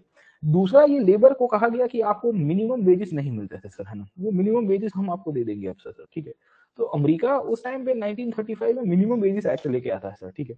और कहा कि भाई आपको मिनिमम इतना मिलेगा, $3, $4, $5, डिपेंड ऑन दी औकात and the work that you are doing sir, ठीक है, गेटिंग अपॉन। तो होता ये है कि अमेरिका में ये सब इंस्टीट्यूशंस बनते हैं सर, है ना। पीडब्ल्यूए करके बॉडी बनेगा, या आप पकड़ने की कोशिश करोगे सोशल सिक्योरिटी के लिए वैगनर एक्ट आता है, वैगनर एक्ट के साथ मिनिमम वेजेस एक्ट आया है, लेबर यूनियंस बनाने की बात की जा रही है सर, ठीक है ना। तो इन सब के द्वारा क्या हुआ कि एक रिकवरी और रिफॉर्म का लॉन्ग टर्म पाथ इन्होंने अख्तियार करने की कोशिश की सर, समझे आप लोग, ठीक है ना, गेटिंग अपॉन। तो ये जो न्यू डील की पॉलिसी है, ये न्यू डील की पॉलिसी इमीडिएटली अमेरिका को रिकवरी देता है सर। रिफॉर्म तो बहुत ही लॉन्ग टर्म था और रिलीफ से भी ये बचाता है सर, समझे आप लोग, ठीक है, गेटिंग अपॉन। तो परिणाम ये हुआ कि 1935 तक आते आते they were able to come back to the trend sir, समझे। और इन्होंने फिर अपना एक्सपेंडिचर फिर बढ़ाने की शुरुआत की, इन इंडस्ट्रीज को फिर से रीडेवलप करवाया। और वर्ल्ड वॉर 2 तक आते आते अगर आप पकड़ने की कोशिश करिए सर, है ना, फिर से ये लोग one of the top most industrialise nation बन जाते हैं। और फिर ये इसके कारण अपीजमेंट करता था सर, है ना। तो जापान के साथ इन्होंने बहुत अपीसमेंट किया, बोले तेरे को चाहिए कोल, चाहिए तेरे को आयरन, चाहिए तेरे को, है ना, लोहा चाहिए, हमसे लेके जा सर, ठीक है। तुम्हारे यहाँ एग्रीकल्चर नहीं हो रहा है तो तुमको खेती भी करके देंगे सर, खेती कौन, समझे आप लोग, है ना। तो अमेरिका जापान के साथ 1936 के बाद तो जापान तो नालायकी, फुल नालायकी के ऊपर उतर के आ गया। 31 में तो मंचूरिया तक तो जापान थोड़ा भी सीधा था। 37 में साइनो जापान वॉर का सेकंड वर्जन हुआ 1937 में। After that Japan took over Beijing, पूरा बीजिंग को और यूरोपियन को खदेड़ दिया सब लोग को। 1937 से 40 तक आते आते या 41 तक आते थे, दिसंबर 41 तक आते आते जापान ने यूरोपियंस के कपड़े उतार दिए थे वहां पे। अगर आपको ना पता हो, देखिएगा Japanese atrocities against Europeans in Asia, खाली आप कभी सर्च करिएगा सर, यू गेट, इतना हेवॉक क्रिएट कर रहा है Japan. Not a single European power was complaining against Japan, बोले जो चल रहा है चलने दो सर। एक साइड के ऊपर जापान अमेरिका का कपड़ा उतार रहा था सर, वहां उनके ऊपर बॉम्बिंग कर रहा है सर, उनको परेशान कर दिया है सर। अमेरिका 1940 के एंड तक जापान को सबसे हाईएस्ट चीजें सप्लाई कर रहा है, कोल सप्लाई कर रहा था, एग्रीकल्चर की चीजें सप्लाई कर रहा है, हैवी इंडस्ट्रीज की चीजें सप्लाई कर रहा है। मिलिट्री हार्डवेयर पूरी तरह से सप्लाई नहीं कर रहा था, पर मिलिट्री हार्डवेयर के लिए जो आयरन एंड स्टील की जरूरत होती है वो सब भी जापान को सप्लाई कर रहा है। निकल रहे हैं ना, ग्रेट डिप्रेशन से निकल रहे हैं ना, बनियों का देश था ना सर, ये शॉपकीपर्स का देश था, ऑलरेडी फटका खाया हुआ था सर, ठीक है, गेटिंग ऑफ ओके। तो यू विल फाइंड कि बोले होना है होने दो, जापान उससे पैसा लेता था सर, है ना, गेटिंग ऑफ ओके। जापान ने नालायकी 1941 में किया सर, है ना, गेटिंग ऑफ, तब जाके प्रॉब्लम हुआ सर। और जापान की नालायकी का कारण क्या था सर, ठीक है, जापान पर्ल हार्बर भी ना करता, आप समझिए सर, है ना, जापान पर्ल हार्बर भी ना करता। अमेरिका ने 1941 तक जापान को कहा कि अब मैं तुम्हारे ऊपर सैंक्शन लगवाऊंगा सर। जब ट्रांजिशन होना शुरू हुआ, वर्ल्ड वॉर थोड़ा एग्रेसिव हो गया और एशिया पैसिफिक में बड़ा कांड होना शुरू हो गया, जर्मनी यूएसएसआर के ऊपर आ गया था और रोम बर्लिन टोक्यो एक्सिस थी ना सर। तो अमेरिका कह रहा है कि मैं ऐसा सैंक्शन लगाऊं कि तू खाना भी नहीं खा पाएगा और तेरी गाड़ियां भी नहीं चल पाएगी सर, है ना। तो फिर उसके बाद वो हिरोहितो था, हिरोहितो पगला गया था। तो हिरोहितो ने तोजो को बुलाया, बोले ए इधर आ। तो तोजो बोलता है जी सर। बोले एक काम कर, अमेरिका के ऊपर अटैक कर। तो तोजो ने मना किया कि सर देखिए 3-4 महीने की बात है, हम नहीं सर्वाइव कर पाएंगे, अब डूब जाएंगे सब के सब लोग। मैंने कहा कि अटैक कर सर, समझे आप लोग, ठीक है, गेटिंग पॉइंट ओके। तो यू विल फाइंड कि वो ऊपर होते हैं ना पागल लोग sir, Tojo was not actually in favour 100% पूरी तौर के ऊपर। और अमेरिका ने उसके ऊपर देखो, ये सैंक्शंस मैं आपको ये क्यों बता रहा हूँ सर, ये दुनिया का थंब रूल है सर, ठीक है। आप जब एग्रेसिव व्यक्तियों के ऊपर सैंक्शंस लगाते हो ना, एग्रेसिव नेशंस, एग्रेसिव पार्टीज के ऊपर, तो वो और ज्यादा बौखलाहट में एग्रेसिव हो जाते हैं, क्योंकि वो लूजिंग साइड के ऊपर होते हैं सर, ठीक है, गेटिंग पॉइंट ओके। तो यामामोटो था, टोजो था, हिरोहितो था सर, ठीक है ना, ये सब के सब। एडमिरल यामामोटो इनका नौसेना का अध्यक्ष है, टोजो उनका प्राइम मिनिस्टर बना हुआ है, हिरोहितो इनका एम्पेरर था सर, ठीक है, समझे कि नहीं समझे, गेटिंग पॉइंट ओके। तो ये पूरी गेम हो रही है सर पीछे। तो अमेरिका अपने फायदे के लिए जापान को सप्लाई कर रहा है 1940 तक सर। 1900 वर्ल्ड वॉर शुरू होने के बाद भी अमेरिका के सप्लाई चालू थे, आप सोचिए। In spite of Japan was part of the Rome Berlin Tokyo axis sir, ठीक है, just because America wanted to industrialise itself and recover from the economic sanctions, economic depression that they had gone through the last 10 years. तो चल रहा है ना, दुकान चल रही, चलने दो सर, ठीक है, गेटिंग पॉइंट, ओके। तो यू विल फाइंड कि ग्रेट डिप्रेशन से अमेरिका थोड़ा बाहर निकल पाया सर। बाहर क्यों निकला? क्योंकि अमेरिका डिप्रेशन के थ्रू इवेंचुअली हम लोग ये कह सकते हैं कि डिमांड क्रिएशन को रिसॉल्व कर पाया सर, इंफ्रास्ट्रक्चर को रिसॉल्व कर पाया, इक्विटेबल डिस्ट्रीब्यूशन करने की शुरुआत कर रहा है, roadways, highways, infrastructure, schools, electricity projects, dam projects, irrigation system बनने की शुरुआत हो जाती है सर, ठीक है, getting point, okay. You will find कि प्रोडक्टिविटी आपकी बढ़ रही है सर, है ना, समझे आप लोग, ठीक है। तो हमको ये पता चल रहा है कि काफी सारी चीजें हुई सर।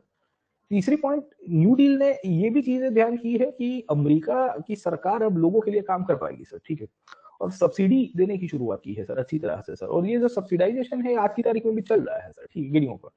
तो new deal created an impact in such a way that New Deal tried to counterbalance the private forces by intervention of the government forces sir. Counterbalance of the private forces का मतलब है कि जो market forces थे, जो सब कुछ अपने हाथ में करने की कोशिश कर रहे थे, वो इंटरवीन कर रहा है। अब पूछा क्या गया है आपको, आप समझने की कोशिश करिए कि was it some sort of socialism और व्हाट, समझे आप लोग, ठीक है, गेटिंग पॉइंट, ओके। तो ये यूपीएससी जानबूझ के पूछता है कि did he want to introduce a sort of socialism sir, है ना। Socialism is what the collectivisation of resources, याद करिए पुराने क्लासेस को सर, अब आप लिख पाओगे इसको अपने हिसाब से, सोचिए सर, ठीक है, getting point. Socialism is what sir, है ना। स्टेट सोशलिज्म के अंदर ये पता चल रहा है कि स्टेट प्राइवेट फोर्सेस को एग्जिस्ट नहीं करने देगा, यहाँ तो प्राइवेट इंफ्रास्ट्रक्चर, प्राइवेट फोर्सेस को बनाए रखा है सर, और स्टेट पीएसयूज के द्वारा करने की कोशिश की गई, और स्टेट पीएसयूज जब स्टेबिलिटी आ रहे हैं तो प्राइवेट सेक्टर को भी इन्होंने उतना ही फंडिंग किया, but under the state supervision. अब सिक्योरिटी एक्सचेंज कमीशन क्यों बनाया जाता है सर, है ना, कि बोले ये दे वांटेड कि सिक्योरिटी एक्सचेंज कमीशन के द्वारा the stock market should be regulated, जैसे भारत में आज की तारीख में सेबी हमने बनाया है सर, हमारे साथ कांड हुआ तब जाके हमने सेबी बनाया है सर। हाँ देखो 92 के बाद ही है ना, रिस्क है तो इसके हो गया ना सर, समझे, देन वी रियलाइज कि ये तो रिस्क है, तो इसके चक्कर में मजाक मजाक में रजाक हो गया सर, है ना, getting point. Then SEBI was form sir. America में भी कांड ही हुआ था एक्चुअली, देखिए अमेरिका में इवन आफ्टर ब्लैक मार्केट, ये जो ब्लैक फ्राइडे हुआ तभी भी कुछ लोगों ने पैसा बनाया था। वो देखो बुल एंड बियर टेंडेंसी सब जगह चलती है सर, ठीक है, समझे। तो जब अब जा रहा था तो भी लोग पैसा बना रहा था, डाउट है तो कैपिटलिस्ट तो पैसा बना ही रहा था सर, ठीक है, समझे कि नहीं समझे, टाइम देना पड़ता है, you should understand this point, but ये अलग ही कहानी चलती है सर उसकी स्टॉक मार्केट की सर, खैर। सो यू विल फाइंड कि सेबी तो सख्त हो गया सर, अभी तो सेबी के आपने देखे होंगे वो एनएसई क्या कहते हैं, इनके कोई डायरेक्टर थे, उनको अभी रिसेंटली अरेस्ट किया गया सर, कल ही शायद अरेस्ट किया सर, है ना, मैडम जी को सर, खैर।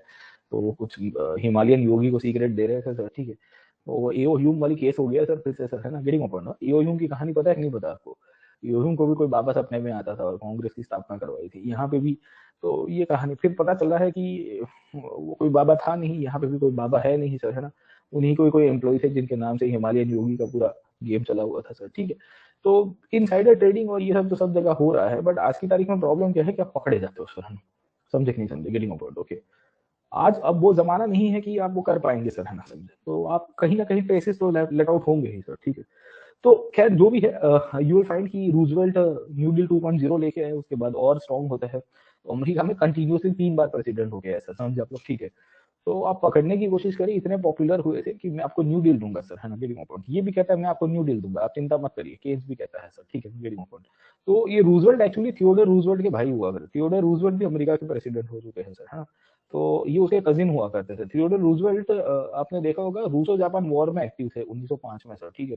और ये रशिया और जापान के बीच में जो ट्रीटी करवाई थी सर, वो थियोडर रूजवेल्ट ने करवाई थी सर, ठीक है, गेटिंग पॉइंट, ओके। तो अब देखिए अमेरिका उस टाइम पे भी सुपर पावर था, रूसो जापान वॉर में जापान को और रशिया को बिठाता है, जार को बोले बैठो तुम शांति से डिस्कस कर लो, लड़ाई वड़ाई मत करो सर, ठीक है, गेटिंग पॉइंट, ओके।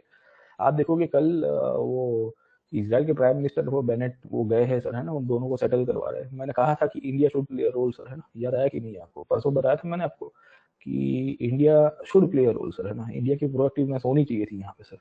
देखिए इफ यू वांट टू, देखो you need to take a plunge, reality मैं आपको बता रहा हूँ, you need to take a plunge, okay, आपको कूदना पड़ता है सर।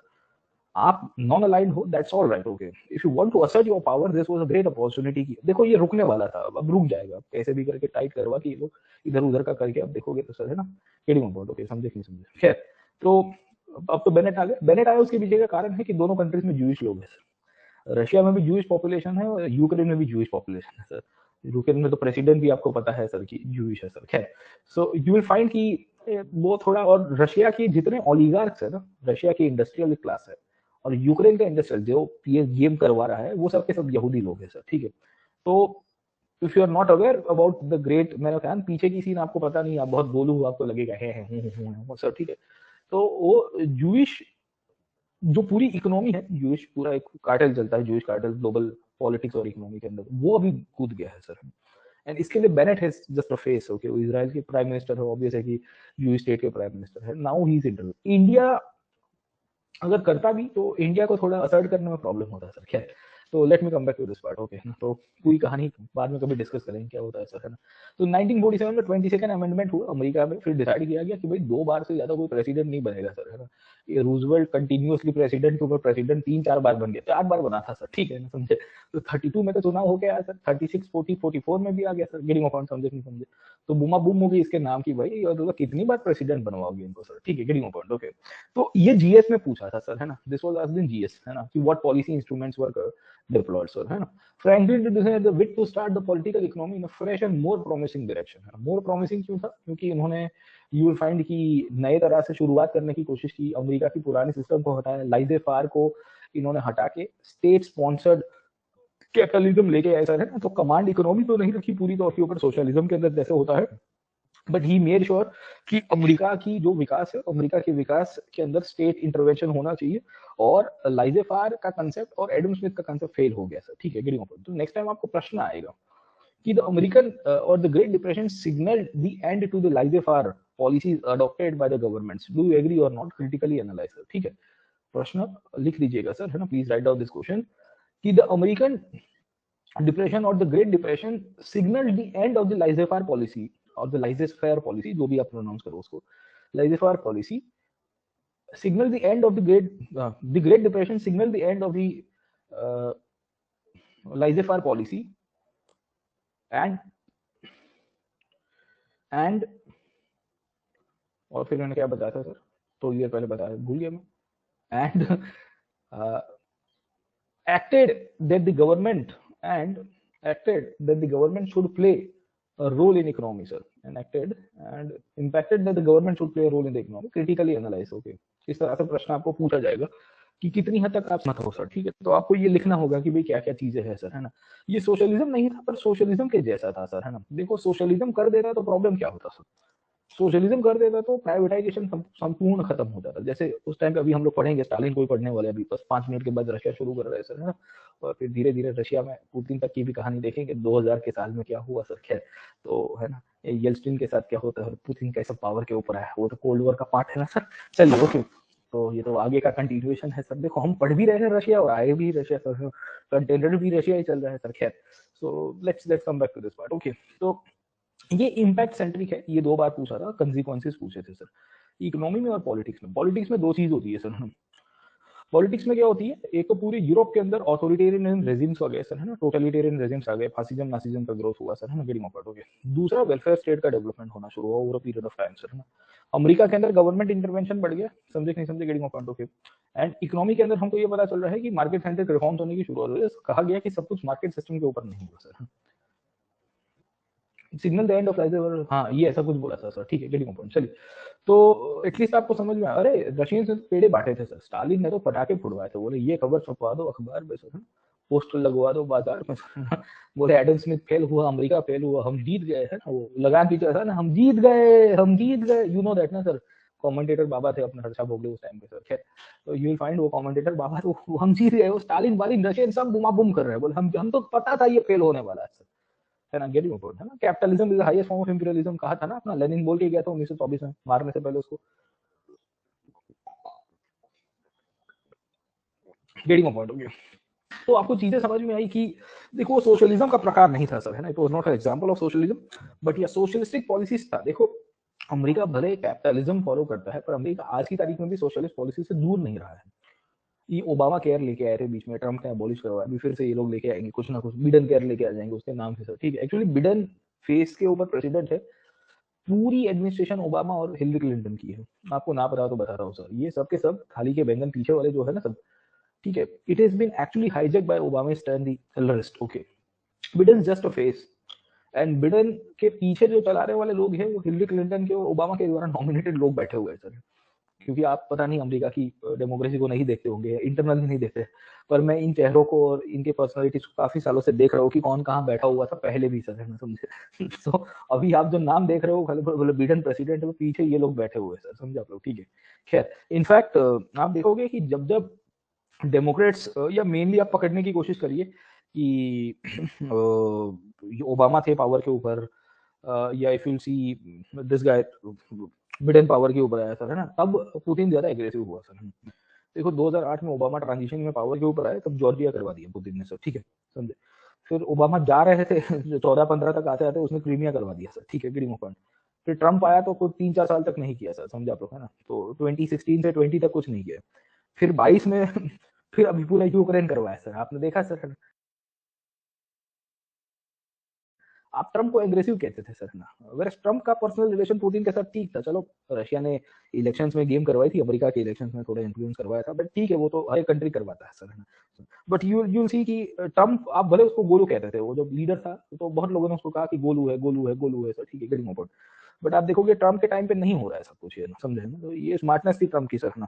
तो उसके साथ प्रॉब्लम ये था कि ये पीछे का पूरा एडमिनिस्ट्रेटिव हायरार्की है ना, वो बहुत ही फेल हो गया। अमेरिका एक्चुअल में आप देखोगे तो इतनी खराब परिस्थिति से गुजर रहा है, वहाँ सो कॉल्ड लिबरलिज्म के नाम के ऊपर बेकार के रिसर्च और बेकार की चीजों में पैसा इन्वेस्ट करना सर, नेशन बिल्डिंग की जगह सर, हर छोटी छोटी बात के ऊपर ऑफेंसिव फील कर देना सर, ठीक है।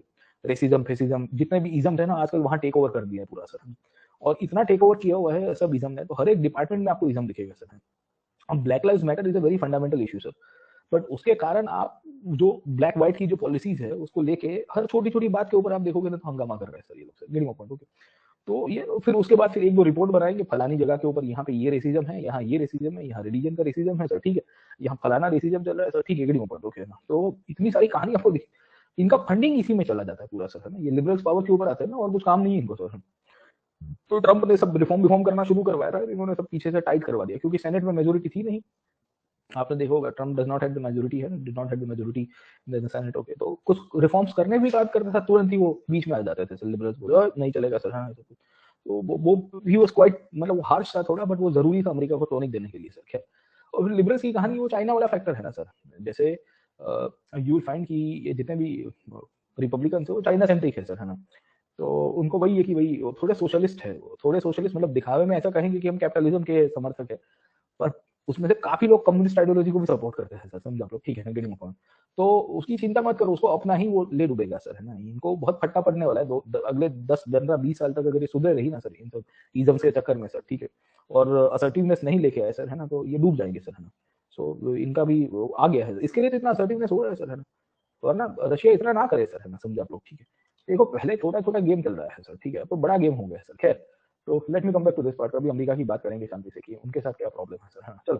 तो समझ में आ गया, ग्रेट डिप्रेशन खत्म किया सर, है ना। अब now we are going to the next topic, that is known as Russian Revolution sir, है ना। तो हम लोग रशिया को दो फेज के अंदर पढ़ेंगे आज के क्लास के अंदर sir, we will be studying Russian Revolution in two phases. The first phase of the Russian Revolution will be based on this idea कि रशिया में क्रांति क्यों हुई थी, कहाँ पे हुई थी, और उसके पीछे के कारण क्या थे सर, ठीक है, और दूसरा ये है कि आफ्टर रिवॉल्यूशन रशिया में विकास कैसे हुआ सर, ठीक है ना। तो will try to cover up both this parts.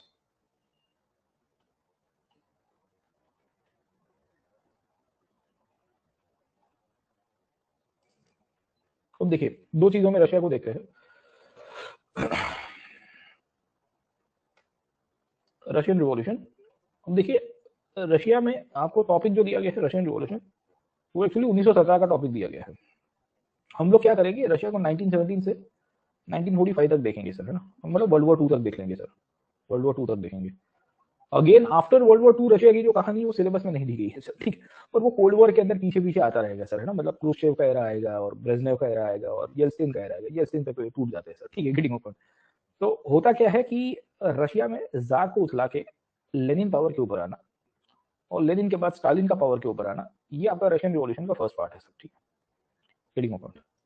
उसके बाद कोल्ड वॉर की शुरुआत होगी, वर्ल्ड वॉर के बाद, and then you will find Stalin को मरवा दिया गया, मतलब उसकी मृत्यु होगी 1954 में, and then Khrushchev came to power sir. Khrushchev के बाद आप देखोगे ब्रेजनेव आता है, मतलब प्रोमिनेंट लीडर्स के रूप में सर, और ब्रेजनेव के बाद बेसिकली यू विल फाइंड कि गोरबाचेव आएगा, गोरबाचेव तक आते आते इनका बट्टाधार हो गया सर, है ना। And then you will find कि कोल्ड वॉर का एंड होता है और यूएसएसआर का डिक्लाइन होगा सर। यूएसएसआर का डिक्लाइन होगा, नया प्रेसिडेंट आया येल्टसिन सर, ये कुछ उखाड़ नहीं पाया सर, है ना। और इन्हीं के पीरियड में किसका ग्रोथ होता है सर, ये बहुत समझे नहीं समझे, getting point. Okay, so then you will find कि पुतिन आएंगे 2000 तक आते आते सर, है ना। पहले प्राइम मिनिस्टर थे, फिर प्रेसिडेंट बने, फिर प्रेसिडेंट बने, फिर प्राइम मिनिस्टर बने, फिर प्रेसिडेंट बने, फिर प्रेसिडेंट बने, और 2035 तक भी प्रेसिडेंट बने रहेंगे सर, समझे आप लोग, ठीक है ना, get point. So you will find कि आप ओवरऑल पिक्चर देखोगे तो रशिया में इतने ही मेन लीडर्स है। उसमें गोरबचोव कमजोर गोलू निकले सर, है ना। वो अच्छे थे पर उनको गोलू बना दिया गया। ब्रेजनेव भी गोलू था, वो भी कुछ उगाड़ नहीं पा रहा है सर। क्रुश्चेव लिबरल थे, रिफॉर्म करने की कोशिश करेंगे, भारत के दोस्त थे सर, है ना, getting point. Okay, in fact Khrushchev और ब्रेजनेव एरा में इंडिया सबसे ज्यादा क्लोज था रशिया में सर, है ना। क्योंकि 54 के बाद ही इंडिया रशिया सेंट्रिक हुआ ना आजादी के बाद, तब ये दोनों लीडर्स के साथ ही हमारे अच्छे संबंध थे सर, ठीक है। और फिर पुतिन के साथ तो आपको पता ही है सर, ठीक है। तो कल ही मनमोहन सिंह राजनाथ सिंह साहब ने कहा कि बोले India Russia relationship is not suppose to be seen from the Ukrainian war sir, है ना। तो मेरे को बहुत अच्छा लगा कि he actually spoke this statement कि बोले इंडो रशिया रिलेशन खाली यूक्रेन के हिसाब से नहीं देखना है हमको सर, ठीक है ना, लेकिन we are beyond Ukraine sir. मैं बोला ये मौज आ गई सर, है ना, क्योंकि आप देखोगे तो 1950 से चालू है सर ये सब चीजें सर, है ना। तो इन स्पाइट ऑफ हमको बैलेंस करना पड़ता है सर, है ना, समझे। तो बच्चे तो बुआ बूम कर रहे थे, बोले हमको इवैक्यूएट करने कोई आया नहीं सर। अरे यूक्रेनियंस को बेटा नहीं आ पाया सर, है ना। You are living in war conditions, हो गए, मिसाइल आके नहीं गिरी, तो that is one of the biggest we can say USPs के आप वहां से निकल पाए सर। खैर चलिए, ओके, गेटिंग ओपन, है ना। बच्चे बेचारे बौखला गए हैं, दे हैव नॉट, ये मैंने कहा ना कि जनरेशन के साथ प्रॉब्लम है सर। मेरे साथ भी ये प्रॉब्लम है, मैं मना नहीं कहूंगा कि मैं उतना भी आपसे दूर नहीं हूँ, ये जो नई जनरेशन अभी कॉलेजेस में पढ़ रही है सर, बट एटलीस्ट मैंने थोड़ा पढ़ा हुआ है सर, है ना। लोग कहते हैं ना कि good book can replace the need of 1000 friends, okay, है ना। कि एक अच्छी किताब पढ़ते हो तो 1000 दोस्तों की जरूरत नहीं होती सर, किताब पढ़ने से। और ये जितने बड़े बड़े थिंकर्स लीडर्स उभर गए हैं वो किताबों से आए सर, क्योंकि किताब पढ़ने से आप इंट्रोस्पेक्ट करते हो, चीजें देखते हो सर। बड़े बड़े बिलियनियर्स और ट्रिलियनियर्स को देखोगे सर, वो भी रीडिंग करते हैं सर, है ना। आपको लगता होगा पर वॉरेन बफे से लेके ये क्या नाम है अपने स्टीव जॉब्स हुआ करते थे, बिल गेट्स, आप देखिए सब के सब, है ना, किताबें लिखते हैं, ओबामा, वो मतलब देखो सब थिंकर है सर, ठीक है। क्योंकि इंटेलेक्चुअलिज्म एक ऐसा ट्रेंड है, ये एक ऐसी आइडियोलॉजी है जो आपको सोसाइटी से थोड़ा दूर तो करेगी, बट आप अपने हिसाब से कैपेबल हो जाओगे सर, समझे आप लोग, ठीक है, समझे, ओके। तो फिर ये बच्चों के साथ प्रॉब्लम ये हुआ कि वो अपनी किताब पढ़ रहे हैं इंजीनियरिंग की, मेडिकल की सर, है ना, but they have not read this part of life, okay. तो उनको थोड़ा ह्यूमैनिटी सिखाया गया होता ढंग से 12वीं तक 11वीं तक कि बेटा ऐसी परिस्थिति, और किसी ने देखा नहीं था ना, no one expected as well कि इतना फ्लेयर अप हो जाएगा सर, है ना। और फिर कहा कि हमको 30 किलोमीटर 40 किलोमीटर और ये सब प्रॉब्लम हुआ, यूक्रेनियन सोल्जर्स मार रहे थे सर, ठीक है। तो यूक्रेनियन सोल्जर्स तो वो तो ऑब्वियस है कि उस टाइम पे हालत खराब है, और ये रेसिस्ट है, ये this are all racist people, okay. अब रेसिज्म बाहर आ गया, आपने देखा ना सर क्या हुआ, और racism came into the picture sir. हाँ, ट्रेन में बैठने के लिए भी गोरे लोगों को पहले सीट दी जा रही है। ट्रेन में बैठने के लिए बोले गोरे लोगों को पहले, बोले इंडियंस को नहीं देंगे। बाकी यूक्रेन में और भी अफ्रीकन स्टूडेंट्स है यूक्रेन में, जैसे भारत से पढ़ने गए ना सर, सो यू फाइंड की थाउजेंड्स एंड थाउजेंड्स ऑफ बेचारे, उनको तो कोई पूछ नहीं रहा है सर, है ना। बोले तुमको क्या प्रॉब्लम है सर, ठीक है, तुमने तो वहां पे भी फटीचर हालत थी, यहाँ तो तुम ऑलरेडी यूरोपियन नेशंस में रह रहे हो सर, बैठो चुपचाप, है ना। गोला बोला तो तुमने बचपन से देखा होगा, वहां सिविल वॉर तो हर आए दिन होते रहते हैं सर, ठीक है। सो यू विल फाइंड की they treat this like this is the notion, okay, ये व्हाइट मैन सुप्रीमेसी गई नहीं है सर, है ना। और the war has come to their house, उसको लेके ये काफी सदमे में, मैंने उस दिन भी बताया था ना आपको सर, ठीक है। तो ये व्हाइट मैन सुप्रीमेसी नहीं गई है सर, है ना। चलिए, let me come back to this part, okay. अब देखिए रशिया में रशियन रिवॉल्यूशन क्यों हुआ सर, हम लोग आज ये फेज 1 देख रहे हैं, we are doing the phase 1 sir. ये फेज 1 बेसिकली रिवॉल्यूशन का पार्ट और उसकी लेगेसी है सर, है ना। Revolution and the legacy from 1917 में इसको उठा दिया गया, 1924 तक ये रहता है, और 1954 तक ये रहेगा सर, ठीक है ना, गेटिंग पॉइंट। तो रिवॉल्यूशन और उसके बाद रशिया कैसे कम्युनिस्ट स्टेट के रूप में उभर के आया, उसको आज देखेंगे सर। दूसरा जो है कोल्ड वॉर वाला पोर्शन है, उसको कोल्ड वॉर के साथ लिंक अप करके देखेंगे, क्योंकि आपके सिलेबस में ये डाला गया है सर, ठीक है। द डिक्लाइन ऑफ यूएसएसआर, तो बीच में ये सब नहीं डाला है, क्रुश्चेव कह रहा है, ब्रेजनेव कह रहा है, स्टालिन कह रहा है सर। स्टालिन तो खैर वर्ल्ड वॉर 2 तक हमने देख ही लिया है सर, बट ये दोनों नहीं डाला है, this is not part of the syllabus. पर मुझे थोड़ा बहुत ब्रीफ देना पड़ेगा, तो मैं जब कोल्ड वॉर दूंगा तो पीछे बता रहा हूँ कि रशिया में फलाना प्राइम मिनिस्टर था, फलाना प्रेसिडेंट था, क्रुश्चेव और ब्रेजनेव भी होंगे और कुछ होंगे नहीं सर, ठीक है। और इस पीरियड में कोल्ड वॉर में कुछ ना कुछ गेम चल रही थी, तो पहले रशिया की जर्नी समझ लेते हैं आज पहले पार्ट में सर। इसको कोल्ड वॉर के समय, तो इसको लास्ट में डिस्कस करेंगे जब कोल्ड वॉर खत्म होगा तब सर, क्योंकि कोल्ड वॉर के डिक्लाइन के बाद ही, या कोल्ड वॉर के डिक्लाइन के समकालीन पीरियड में ये यूएसएसआर का डिक्लाइन हुआ। इनफैक्ट यूएसएसआर का डिक्लाइन हुआ, इसके कारण कोल्ड वॉर का डिक्लाइन होता है सर, समझा, ठीक है। तो दोनों साथ में है सर, है ना। ये होगा तो ये टूट जाएगा सर, खैर। और फिर यूएसए नंबर 1 बन के आया, ऐसा सिलेबस का लास्ट पॉइंट डाला है, USA is a super power sir, ठीक है। खैर अभी सिलेबस को अपडेट करने की आवश्यकता है, बोले अब फिर से यू विल फाइंड कि इसको कम्पीट करने के लिए और लोग आ गए हैं सर, है ना। खैर इंडिया कभी नहीं बन पाएगा सर, अभी टाइम लगेगा इंडिया को बनने में सर, चलिए। बट या ये दोनों तो आ गए हैं सर, है ना। इंडिया भी कम्पीट नहीं कर पा रहा है क्योंकि इकोनॉमिकली हम लोग अभी स्ट्रॉन्ग नहीं हुए सर, खैर। तो let me come back to this part, okay. अब देखते हैं कि क्या कहानी है, और कैसे डेवलपमेंट होता है रशिया के अंदर। देखिए रशियन रिवॉल्यूशन की कहानी आप देखिए, आप अगर इसको 2 पॉइंट के अंदर या 2 मिनट के अंदर समझना चाहते हो तो ऐसे ही समझा देता हूँ सर आपको सर, ठीक है, इसमें कुछ है ही नहीं सर। रिवॉल्यूशन में आपको क्या याद रखना है, एक तो क्या है व्हाट इज इट, ये क्यों हुआ, इसके पीछे कौन से फैक्टर्स रिस्पॉन्सिबल थे सर, ठीक है, एडिंग पॉइंट ओके। इसमें कौन से इवेंट्स होते हैं, ये इवेंट्स में आपको 2 चीजें याद रखनी है सर, ठीक है। एक है पहले 1917 के फरवरी के अंदर होना या मार्च महीने के अंदर होना सर, उसे मार्च रिवॉल्यूशन या फेब्रुअरी रिवॉल्यूशन कहते हैं, जहाँ पे मेंशेविक करके एक पार्टी पावर के ऊपर आएगी, ये थोड़े डेमोक्रेट्स थे, और 1917 के ही बेसिकली यू विल फाइंड कि अक्टूबर महीने के अंदर या नवंबर महीने के अंदर आपको दूसरा ग्रुप पावर के ऊपर देखिएगा जिसका नाम है बोल्शेविक रिवॉल्यूशन सर, है ना, ये पावर के ऊपर आता है सर, है ना। तो बोल्शेविक मेंशेविक क्या है, ये दोनों के दोनों सोशलिस्ट ही थे, और ये सोशलिस्ट थे, ये कम्युनिस्ट थे। मैंने आपको बताया था कि what is the fundamental difference between socialist and communist sir, getting point okay. तो यू विल फाइंड कि इन बेसिस के रूप में आपको डिफरेंसेस पता होने चाहिए सर, है ना। सोशलिस्ट डेमोक्रेटिक थे सर, है ना, कम्युनिस्ट थोड़े रेडिकल थे, हमने पढ़ लिया है सब, हाँ पहले क्लास को याद करोगे ना, पहले 3-4 लेक्चर इसी की भी पूरी बज रही थी, आज उसका एप्लीकेशन आ रहा है सर, ठीक है। उसके बाद 1921 से या 1917 से 1920 तक या 21 तक रशिया के सिविल वॉर की बात करेंगे कि भाई रशिया में गृह युद्ध हुआ सर, है ना, उसमें अलग अलग पार्टीज फाइट करती है सर, ठीक है, they will be fighting among themselves, और फाइनली 1924 में रशिया बिकेम यूएसएसआर सर, ठीक है। तो कहानी है रशिया से यूएसएसआर बनने की, फिर रशिया बनने की, और अगेन समझे नहीं सर, पुतिन ने चाहा तो फिर से यूएसएसआर बनने की सर, गेटिंग पॉइंट, क्योंकि ये 1917 में पहले रशिया था, 1924 में यूएसएसआर हुआ, 1991 में फिर रशिया बन गया सर, ठीक है, समझे नहीं समझे, और यू नेवर नो दैट कि फिर से एक्सपांशन हो जाए सर, है ना, समझे नहीं समझे, गेटिंग पॉइंट। पुतिन ने चाहा तो सर, पुतिन चाहेंगे तो सब हो सकता है सर, नाम अब ट्रेंड चल रहा है देखो, लैटविया, लिथुआनिया और इस्टोनिया तो सो नहीं पा रहे बेचारे, बोले ऐसा तो मेरे को धक्का खोलेला ऐसा, ठीक है, बोले क्या हो रहा है, बोले अभी रशियंस आएंगे, अभी रशियंस आएंगे सर, ठीक है, उनकी लगती है ना बॉर्डर उस साइड में नॉर्थ में, समझे नहीं समझे, तो बेचारे डर रहे हैं, नीचे मोल्डोवा डर रहा है सर, ठीक है ना, यूक्रेन के बाजू में सर, है ना, समझे नहीं समझे, पोलैंड डर रहा है, अजरबैजान अर्मेनिया को ज्यादा फर्क नहीं पड़ रहा है, वो थोड़े दूर है, कॉकेशियन में है ना सर, वो बोले कि हम सेफ है सर, ठीक है, मतलब जॉर्जिया और उन सबको मगजमारी नहीं है सर। बेलारूस तो उनका खास है सर, बेलारूस और रशिया तो दोनों एक नाम ही है रूस, समझे नहीं समझे, है ना। तो बेलारूस हो गया है सर, समझो आप लोग, ठीक है, तो दे आर फ्रेंड्स, मिन्स्क के अंदर बैठे, मिन्स्क और मॉस्को के बीच में कुछ फर्क नहीं है सर, खैर, तो यू विल फाइंड वो तो पहले से ही उन्होंने सेटअप करके रखा है सब कुछ। नीचे सेंट्रल एशिया देख लीजिए, कजाकिस्तान, तुर्कमेनिस्तान, ताजिकिस्तान, उज्बेकिस्तान, वो भी रशिया के खास है सर, है ना। उसमें भी आप देखोगे तो कजाकिस्तान को तो समझा दिया, कजाकिस्तान के द्वारा पुतिन ने सबको पर्चा दिया सर, है ना, बोले तुम्हारे घर में आग लगे तो फोन कर देने, तुरंत सेना भेज दूंगा सर, ठीक है, गिनी पॉइंट, ये सीआईए ने करवाया था कजाकिस्तान का कांड जो है ना सर, दबा दिया सब कुछ, है ना, समझ नहीं समझा, मस्त एकदम सर, है ना, गिनी पॉइंट। तो बोले जितने भी स्थान कंट्री थे उनको कहा कि तुम्हारा स्थान निश्चित रहेगा, है ना, मैं ऊपर बैठा हुआ हूँ सर, गिनी पॉइंट ओके।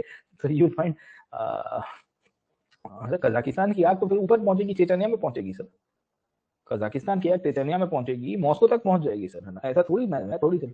1988 में मौली में कू हो गया सर, है ना, राष्ट्रपति को पकड़ के रख दिया गया था, पहुंची इंडियन स्पेशल फोर्सेस सर, है ना, ऑपरेशन कैक्टस हुआ सर, निकलवाया, बोला ऐसा थोड़ी चलता है सर, ठीक है, गेटिंग पॉइंट ओके। नहीं चलता है भाई, नहीं चलता तो नहीं चलता है सर, है ना, हम भी है सर, हम भी है सर, हम श्रीलंका में थे तब सर, खैर let me come back to this part okay. तो आप बहुत गोलू हो सर, है ना। चलिए अब देखते हैं कि ये क्या है, फैक्टर्स क्या थे, क्या क्या कहानी है सर, ठीक है। अब देखिए रशिया की क्रांति होती है 1917 में, उसके पीछे के फैक्टर्स कौन से हैं, 4 ही फैक्टर्स दिखेंगे सर, गेटिंग पॉइंट ओके। इसके पीछे पॉलिटिकल फैक्टर है, इसके पीछे इकोनॉमिक फैक्टर है, इसके पीछे बेसिकली आप देखोगे तो मिलिट्री फैक्टर दिखेंगे, और साथ साथ आपको दिखेंगे सोशियो कल्चरल फैक्टर्स, ठीक है ना, गेटिंग पॉइंट। तो कहानी ये है कि रशिया में पॉलिटिकल फैक्टर्स कौन से रिस्पॉन्सिबल थे sir. Why the common man of Russia was not happy with the monarchy of Russia sir. अब देखिए Russia is the only country in Europe जो अभी भी ओल्ड ऑर्डर में जिंदा था 20th सेंचुरी में सर। 20वीं शताब्दी में कोई कंट्री ओल्ड ऑर्डर में अभी था, देखो पूरा ईस्टर्न यूरोप कन्वर्ट हो गया नेशन स्टेट में, सर्बिया जैसा सर्बिया भी नेशन स्टेट में हो गया सर, है ना, Austria, Serbia, you will find all this countries are transforming into nation states, है ना। रशिया एकमात्र है जो अभी भी कह रहा है कि नहीं हम तो ओल्ड ऑर्डर में जिएंगे सर, ठीक है। और वहां पे जो डायनेस्टी रूल किया कर रही थी वो कौन सी थी, वो थी आपकी रोमानोव डायनेस्टी सर, ठीक है, गेटिंग पॉइंट ओके। रोमानोव करके एक ड्रिंक भी आता है सर, है ना, गेटिंग पॉइंट, आजकल उसका बैन चल रहा है सर, है ना। तो दुनिया के अलग अलग दारू की दुकानों में सर, ठीक है, गेटिंग पॉइंट ओके, समझे नहीं समझे। तो बोल रहे हैं कि रशियन वोडका को हटा देंगे, हम बॉयकॉट करेंगे सर, है ना, समझे नहीं समझे। तो रशिया का स्पोर्ट्स में बॉयकॉट किया जा रहा है, रशिया का खाने में बॉयकॉट किया जा रहा है सर, है ना, समझे नहीं समझे, गेटिंग पॉइंट ओके। मेरा तो मानना है कि पुतिन नेक्स्ट अटैक कर देगा इंडिया की केटरिंग इंडस्ट्री के ऊपर, पता है, और रशियन सलाड बेचते हैं सर, कुछ भी नाम का सर, समझे कि नहीं समझे, गेटिंग पॉइंट, ओके। तो यू विल फाइंड कि रशियन सलाड के ऊपर टारगेट करने वाला है, बोले तुम बदनाम करके रखे हो हमारे खाने को सर, ठीक है। तो इंडिया के केटरर्स को थोड़ा टेंशन में रहना चाहिए सर, कहीं से भी बैलिस्टिक मिसाइल आ जाएगी सर, सीधी उनके रसोड़े के ऊपर ही गिरेगी सर। खैर, let me come back to this part, okay. तो ये डायनेस्टी का नाम है रोमानोव डायनेस्टी सर, है ना, समझे आप लोग। और ये रोमानोव डायनेस्टी की खासियत ये है कि ये 17th सेंचुरी के ट्रांजिशन पे पावर के ऊपर आता है सर, ठीक है, गेटिंग पॉइंट, ओके। तो 1612-13 के आसपास ये लोग पावर के ऊपर आए थे। इसके पहले रशिया में मोनार्की थी सर, ठीक है, गेटिंग पॉइंट। एक्चुअली रशिया की खासियत ये है कि यहाँ पे वी विल सी कि ओरिजिनली यहाँ के स्लाविक लोग हुआ करते थे, और ये स्लाविक जो कम्युनिटी थी, इनका सेंटर था कीव सर, है ना। तो Kiev used to be the old imperial capital of Russia somewhere in 10th century sir, ठीक है। तो कीव आज का थोड़ी है, वो तो तब का है सर, है ना, गेटिंग पॉइंट, ओके। तो उस टाइम पे स्लाविक कम्युनिटी सब साथ में रहती थी, वो कीव में रहती थी, और फिर उसके बाद जो वेटिकन का जो चर्च है वो रशिया में माइग्रेट हो गया है। माइग्रेट हो गया है मतलब बेसिकली बाइजेंटाइन एम्पायर का नाम सुना होना आपका सर, ठीक है। तो बाइजेंटाइन एम्पायर से कुछ लोग ब्रेकआउट करके सर, ठीक है, ये ईस्टर्न यूरोप की तरफ आए सर। तो इन्होंने क्या किया कि जो कैथोलिक चर्च है, जो बाइजेंटाइन एम्पायर का इंपॉर्टेंट पार्ट था सर, ठीक है, वहां से माइग्रेट होकर ईस्टर्न ऑर्थोडॉक्स चर्च की स्थापना की सर, है ना। तो ये कैथोलिक चर्च से थोड़ा अलग है सर, ठीक है, गेटिंग पॉइंट। और ये रशिया का मेन चर्च बन जाता है सर, ठीक है ना। तो ये 10वीं शताब्दी की बात है, 10th सेंचुरी 11th सेंचुरी के ट्रांजिशन में ये सब चीजें हो रहा था। तो इसमें होता क्या था कि इसमें राजा का रोल बहुत था सर, है ना, क्योंकि राजा ने ही ये चर्च लेके आया था, और ये मूलतः से रोमन एम्पायर के साथ कनेक्टेड थे सर। अब रोमन एम्पायर में क्या था कि राजा अपने आप को सीजर कहता था सर, ठीक है, गेटिंग पॉइंट। तो ये लोग अपने आप को जार कहने की शुरुआत करेंगे sir. Roman king Catholic church का रखेवाला था, he was the protector of the you will see the Catholic church, Byzantine empire और रोमन एम्पायर। तो रशिया में भी ये कहा गया कि हमारा राजा जो होगा वो चर्च का हेड होगा सर, ठीक है। तो king is equal to church and church is equal to king sir, है ना। ये कंसेप्ट आपको रशिया में दिखेगा right from the original period. उसमें ये रोमानो डायनेस्टी पावर के ऊपर आई, 1612-13 के आसपास का पीरियड था सर, ठीक है ना, गेटिंग पॉइंट। तो मोनार्की पहले से चलती आ रही है। ये मोनार्की चलती चलती चलती चलती रशियन ऑर्थोडॉक्स चर्च को कंट्रोल कर रही थी right from the ancient period, 10वीं शताब्दी से। और इन परिस्थिति में रोमानोस पावर के ऊपर है सर। ये रोमानो डायनेस्टी के अंदर हमको ये पता चलता है कि कंप्लीट ये एब्सोल्यूट रूल की आपको कहानी दिखेगी सर, ठीक है। अब रोमानो में बहुत सारे राजा है, हम लोग को सबको याद रखने की आवश्यकता नहीं है, बट आपको ओल्ड ऑर्डर की कहानी पता चलेगी सर, ठीक है, गेटिंग पॉइंट, ओके। अब रोमानो के अंदर जो विद्रोह हुआ था राजा के सामने 1917 में, जो राजा के सामने विद्रोह होता है वो था जार निकोलस टू सर, ठीक है, गेटिंग पॉइंट। निकोलस टू के पहले भी इमीडिएटली दो राजा आपको पता होने चाहिए, क्योंकि जिनके समय से ये माहौल बनना शुरू हुआ था सर, ठीक है। तो निकोलस टू तो 1894 के अंदर पावर के ऊपर आया और 1917 तक आपको दिखेगा सर, ठीक है। इसके पहले आपको अलेक्जेंडर 3 करके राजा दिखेगा, इसके पहले आप देखोगे अलेक्जेंडर 2 करके राजा दिखेगा सर, ठीक है। ये हमारे लिए इंपॉर्टेंट क्यों है, why they are important for us, ठीक है, क्योंकि इनके पीरियड के समय पे रिफॉर्म्स, या मैं कहूंगा कि इनके सवाल उठने शुरू हो गए थे, एंड यहाँ से चेंजेस आने की शुरुआत हो जाएगी सर, ठीक है। इनफैक्ट ये जितने भी मोनार्क थे ये सब मेनली आप पकड़ने की कोशिश करोगे तो 19th सेंचुरी के अंदर पावर में थे, 19th सेंचुरी के शुरुआती दौर में सर। और यूरोप में जब क्रांति चल रही थी तब ये लोग भी अपनी यहाँ पे गेम कर रहे थे, ठीक है। Political condition in Russia was very much similar to the old order of Europe, जहां ऑटोक्रेसी यूरोप का पार्ट था, रशिया के अंदर भी ऑटोक्रेसी हुआ करती थी। और राजा कहेगा कि मेरा वचन ही शासन है सर, ठीक है, my word is the law, I am the state sir, ठीक है, गेटिंग पॉइंट। इसमें रशिया की खासियत आपको बहुत इंटरेस्टिंग दिखेगी। ये जितने भी राजा थे ये लोग तीन चीजों के ऊपर रशिया को चलाते थे सर, है ना, गेटिंग पॉइंट। उनका मानना था कि ऑर्थोडॉक्सी मतलब रशियन ऑर्थोडॉक्स चर्च जो है that is the supreme sir, इसी के बेसिस के ऊपर आपको चलना है सर, ठीक है। दूसरा है नेशनलिटी, नेशनलिटी का मतलब है कि हम रशियन हैं सर और हमारी एक आइडेंटिटी है, इसको पकड़ के चलना है सर, ठीक है, जैसे आज की तारीख में भी आपने देखा होगा सर, ठीक है, गेटिंग पॉइंट। तीसरी कहानी आप देखोगे तो राजा सर्वे सर्वा है, the king is supreme, no one should question the authority of the king sir, है ना, गेटिंग पॉइंट। तो कहानी ये चलती है कि for the faith, for the jar and for the fatherland, ये तीन नारा दिया जाता था। फॉर द फेथ का मतलब क्या है कि हमको हमारी एलिजेंस प्रे करनी है स्टेट के सामने, चर्च के सामने, फॉर द फेथ का मतलब ये होगा। दूसरा है फॉर द स्टेट, कि हम रशियन है, हम रशिया हमारी फादरलैंड है, ये मदरलैंड के कंसेप्ट नहीं मानते, फादरलैंड की कंसेप्ट चलती है, देखो कुछ कुछ स्टेट में फादरलैंड का कंसेप्ट देखिएगा कि हम रशियन है, हमारी फादरलैंड है, इसकी जिम्मेदारी, इसकी प्रोटेक्शन की जिम्मेदारी हमारी है, और ये बेसिकली हमारा एम्परर करके देगा, हमारा राजा करके देगा सर, ठीक है, गेटिंग पॉइंट। अब राजा एक से एक कांड करता था, राजा को पता था कि मुझे लोगों को साथ में पकड़ के रखना है और रशिया को साथ में पकड़ रखने के लिए मुझे कुछ ना कुछ तो गेम करनी पड़ेगी सर, ठीक है। तो जितने भी राजा थे उनका एक कंसेप्ट दिखेगा जिसे हम लोग कहते हैं रूसोफिकेशन। मैंने आपको रूसोफिकेशन शायद वर्ल्ड वॉर के दौरान बताया था सर, ठीक है, कि ये जितने भी स्लाविक कम्युनिटी के लोग हैं सर उन सबको एक किया जाना चाहिए on the basis of language, religion and culture sir, है ना, कि भाषा, एक ही भाषा, वन कंट्री वन नेशन। दूसरा है रिलीजन, बोले we are part of the Orthodox church, and तीसरा है culture, we have a different culture and different identity, और हम सब ये सब इकट्ठे रहेंगे सर, ठीक है। तो राजा क्या करता था कि एक आइडियोलॉजी चलाता था अपने एरियाज के अंदर सर, ठीक है, गेटिंग पॉइंट। तो यू विल फाइंड कि इन परिस्थिति के रूप में रशिया के अंदर जितने भी मोनार्क है इन सब ने यही काम किया है, ठीक है, गेटिंग। और ये रूसोफिकेशन को और अपनी जो थ्री ऑर्डर है, ऑर्थोडॉक्स, नेशनलिज्म और ऑटोक्रेसी को इकट्ठा करने के लिए इंटेलिजेंस के इंस्टीट्यूशंस बनाए जाते हैं, you will find police system create की जाती है, एक ऐसा पुलिस स्टेट का स्थापना किया गया। इसके पहले निकोलस वन हुआ करता था नेपोलियन के टाइम पे सर, ठीक है ना, गेटिंग पॉइंट। तो यू विल फाइंड कि पुलिस स्टेट की स्थापना होगी, ये सब कुछ करवाएगा सर, ठीक है, एवरीथिंग यू विल फाइंड। अब इसमें माइनॉरिटी का क्या होगा? अब इसका एम्पायर तो बहुत बड़ा था, their empire consisted of the whole area of eastern Europe sir, ठीक है, गेटिंग पॉइंट। तो ये ग्रेटर यूरोप, ग्रेटर रशिया की कंसेप्ट में मानते हैं ये लोग सर, ठीक है। So that used to include the Jewish people, that includes the Polish people, that included the Croats and the Serbians. Serbians तो खैर स्लाव ही जाति के थे, पर मगियास हुआ करते थे इसमें सर, फिनिश लोग हुआ करते थे सर, ठीक है। तो there was Finnish people, there were Polish people, there was Swedish people as well, है ना। वहाँ Sweden once upon a time greater Russia के इन्फ्लुएंस में था सर, ठीक है। तो वहाँ पे भी इनकी पॉलिसीज लागू हो रही है सर, है ना। अब आप वहाँ सिंगल लैंग्वेज को चलाओगे कैसे चलेगा, सिंगल चर्च को चलाओगे कैसे चलेगा सर, ठीक है। आप राजा की सर्वे करा रहे हो और कह रहे हो कि सब रशियन है सर, हम समझ आप लोग, ठीक है। तो ये क्यों करवाया जा रहा था, उसके पीछे का कारण है कि नेपोलियन की आग लगी थी फ्रांस की क्रांति की सर, ठीक है। और बिकॉज फ्रांस की क्रांति की आग लगी हुई थी तो इनको डर लग रहा था कि यार भारी हो जाएगा। तो रशिया में निकोलस वन के समय से ही आपको ये चीज दिखेगी, जो इवेंचुअली ट्रांसफॉर्म होते होते अलेक्जेंडर टू, अलेक्जेंडर थ्री और निकोलस टू तक आ गई। क्रांति निकोलस टू के सामने होती है, पर पहले की कहानी आपको पता होनी चाहिए कि क्या हो रहा है सर। पिक्चर समझ में आया कि नहीं आपको सर, है ना। तो पॉलिटिकल कंडीशंस में एब्सोल्यूट स्टेट है सर, पूरी स्टेट का निर्माण करवाया जा रहा है। हमने पढ़ा हुआ है ओल्ड ऑर्डर की डेफिनेशन, हमने आपको पहले क्लासेस में पढ़ा दी है, खाली इसमें कुछ कुछ चीजें आपको याद रखनी है। रूसोफिकेशन का कंसेप्ट, ये पान स्लेविज्म के थ्रू चीजों को करवाने की कोशिश की जा रही है सर, ठीक है, गेटिंग पॉइंट, ओके। ऑटोक्रेसी के थ्रू यहाँ पे डेवलप करवाने की कोशिश की जा रही है। तो होता ये है कि यहाँ के जो शासक थे, ये शासकों ने सब कुछ हाथ में रखा था। शासक नहीं चाहते थे कि यहाँ कोई भी प्रकार का रिप्रेजेंटेटिव इंस्टीट्यूशंस बने। शासकों को डर था कि कुछ आग लग जाएगी सर।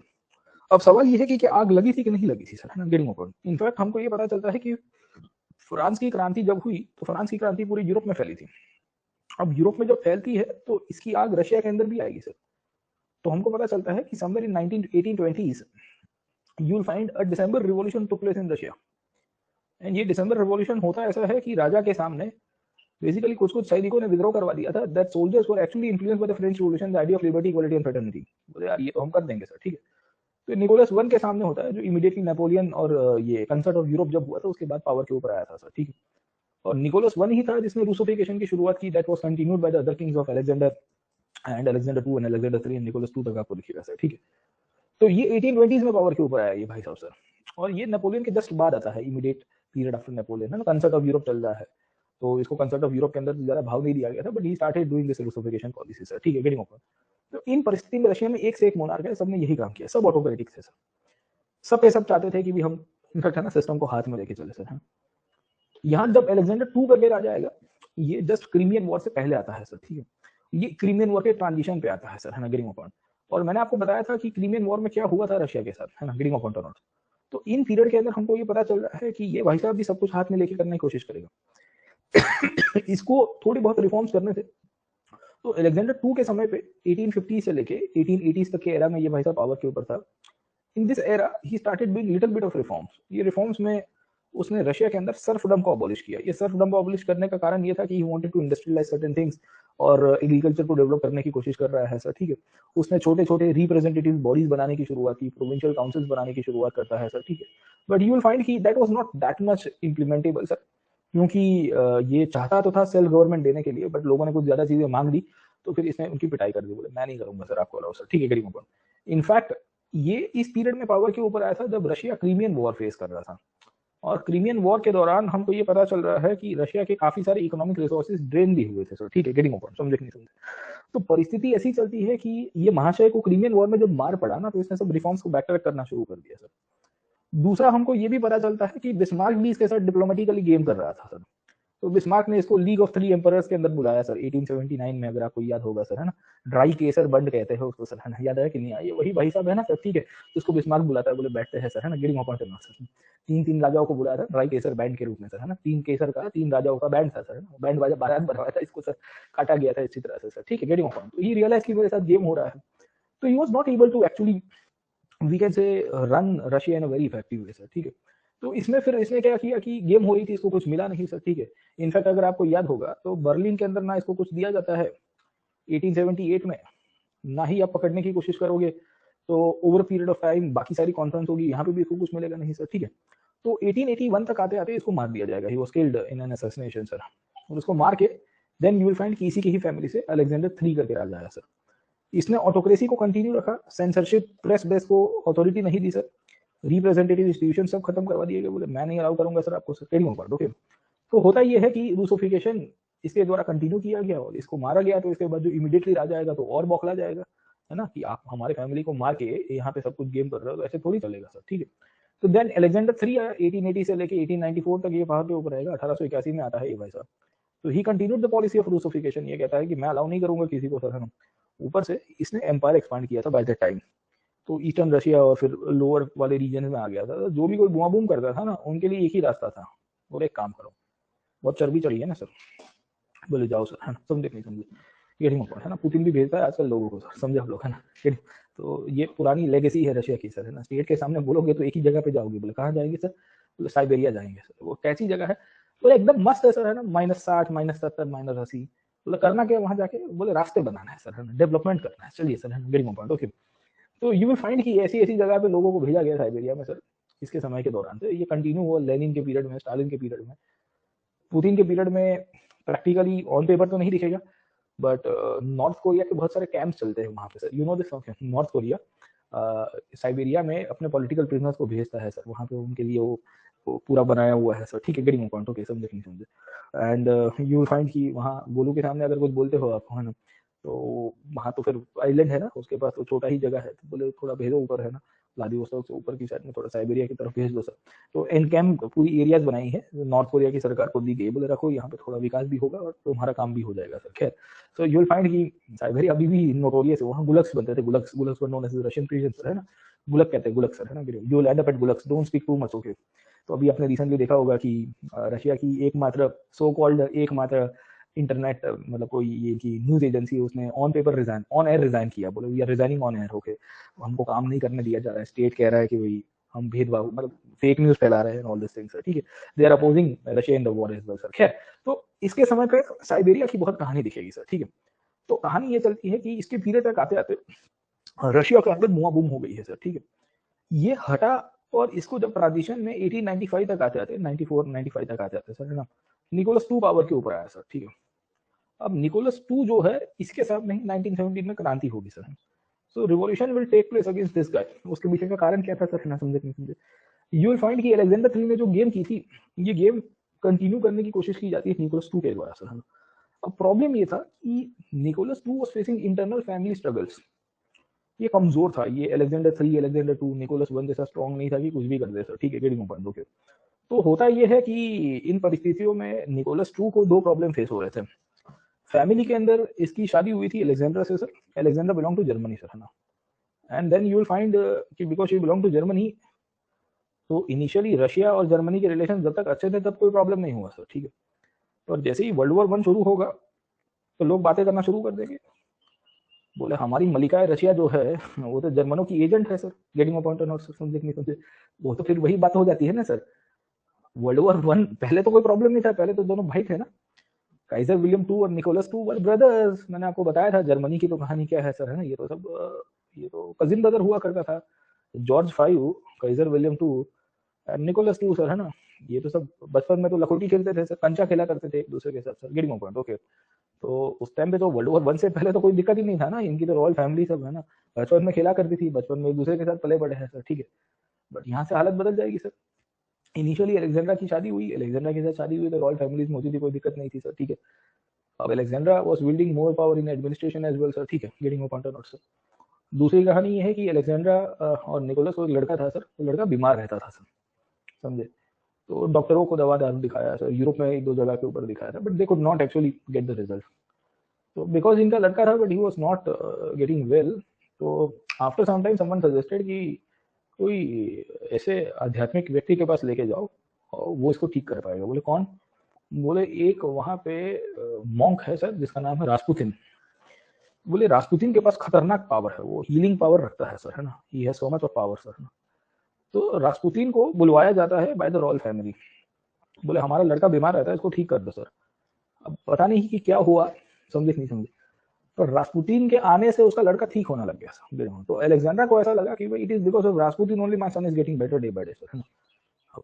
ऑटोमेटिक ठीक हो रहा था, दवाइयों से हो रहा था, रास्पुतिन से हो रहा था, वो तो आप ही जानोगे सर, ठीक है, या वही जानेगा। Rasputin started controlling the royal family of Russia. उसमें अलेक्जेंड्रा के साथ वो ज्यादा बैठते थे, उठते थे सर, तो लोगों ने कहा, बातें करनी शुरू हो गई सर, है ना, भी देखिए रास्पुतिन के साथ, है ना, ये घूमते रहते। और रास्पुतिन थोड़े व्यक्ति भी ऐसे थे, है ना। तो देन नाम था साधु का, मॉन्क अपने आप को कहते थे, पर इनके कैरेक्टर में कहीं मॉन्कहुड दिखता नहीं था सर, ठीक है, गेटिंग पॉइंट। तो परिणाम ये हुआ कि रास्पुतिन जो है उनके अफेयर्स की चर्चा हो रही है, समाज के अंदर बातें हो रही है सर, ठीक है, गेटिंग पॉइंट, ओके। तो उसमें किसी ने ये भी चर्चा कर दी सर, बात करने वाले तो बात करेंगे ना सर, ठीक है, ये बोले ये अलेक्जेंडर के साथ भी इनका कुछ हुआ है सर, समझे आप लोग, ठीक है। तो परिस्थिति खराब है सर, गेटिंग पॉइंट। तो एक तो इंटरनली इनके यहाँ प्रॉब्लम है, राजा कमजोर है, राजा को समझ में नहीं आ रहा है, और इंटरनल क्राइसिस की तरफ ये लोग जा रहे हैं सर, गेटिंग पॉइंट, ओके, समझे। इन परिस्थितियों में यू विल फाइंड कि रशिया जैसे जैसे आगे गया, तब 1890s में रशिया के अंदर थोड़ा बहुत पॉलिटिकल डेवलपमेंट होना भी शुरू हुआ। अब देखिए अलेक्जेंडर 2, अलेक्जेंडर 3 के समय पे कंप्लीट सेंसरशिप और complete ban on political activities था। बोले कुछ भी नहीं करेंगे सर, करने की कोशिश की तो मारेंगे तुमको सर, ठीक है, getting point on sir. But 1890s तक आते आते कहानी बदल गई है सर। धीरे धीरे धीरे रिफॉर्म्स होने शुरू करवाए गए थे, और रिफॉर्म्स ऑटोमेटिकली हो रहे थे क्योंकि पॉलिटिकल एक्टिविटीज बढ़ रही थी सर। तो इन पीरियड के समय पे रशिया में पॉलिटिकल डेवलपमेंट भी हुआ सर। ये पॉलिटिकल डेवलपमेंट दो चीजों के कारण हुआ है। रशिया में एक्चुअली इंडस्ट्रियल रिवॉल्यूशन होता ही नहीं है, जो होता है वो लिमिटेड इंडस्ट्रियलाइजेशन होगा। लिमिटेड इंडस्ट्रियलाइजेशन का मतलब ये है कि कुछ कुछ पॉकेट्स के अंदर रशिया में इंडस्ट्रियलाइजेशन होने की शुरुआत हुई थी, और ये जो लिमिटेड इंडस्ट्रियलाइजेशन था, इसमें फिर से वही कन्फ्लिक्ट हुआ जो वर्कर्स और ओनर्स के बीच में होगा। तो परिणाम ये होता है कि वर्कर्स उस टाइम पे इकट्ठे होकर ओनर्स के सामने प्रश्न उठा रहे थे कि भाई हमारे राइट्स का क्या होगा सर, ठीक है। ये वो पीरियड है 1880s और 1890s का, जब मार्क्स की पिपुड़ी बहुत बज रही है पूरे यूरोप के अंदर सर, है ना। मार्क्स पॉपुलर मर गया है, पर जाते जाते पॉपुलैरिटी काफी बढ़ा रही है, ठीक है, गेटिंग पॉइंट। मार्क्स की पॉपुलैरिटी बढ़ गई थी, तो इमीडिएटली ये निकोलस टू पावर के ऊपर है, तभी ये सोशलिस्ट मूवमेंट रशिया में चालू हो गया। ये जो सोशलिस्ट मूवमेंट चालू हुआ, उसमें पार्टी बन के आती है जिसका नाम था social democratic party, worker social democratic party के लिए। ये 1895 में ही बनी थी, जब ये पावर के ऊपर आया था। भाई साहब कमजोर है ना सर, मैंने आपको बताया कमजोर। गोलू राजा के साथ प्रॉब्लम नहीं होता है सर, क्योंकि बेचारा सीधा था सर। देखो कुछ कुछ राजाओं को राजा नहीं बनना चाहिए, मैं आपको ऑनेस्टली बताता हूँ sir. You should understand your aptitude के I'm not made for this.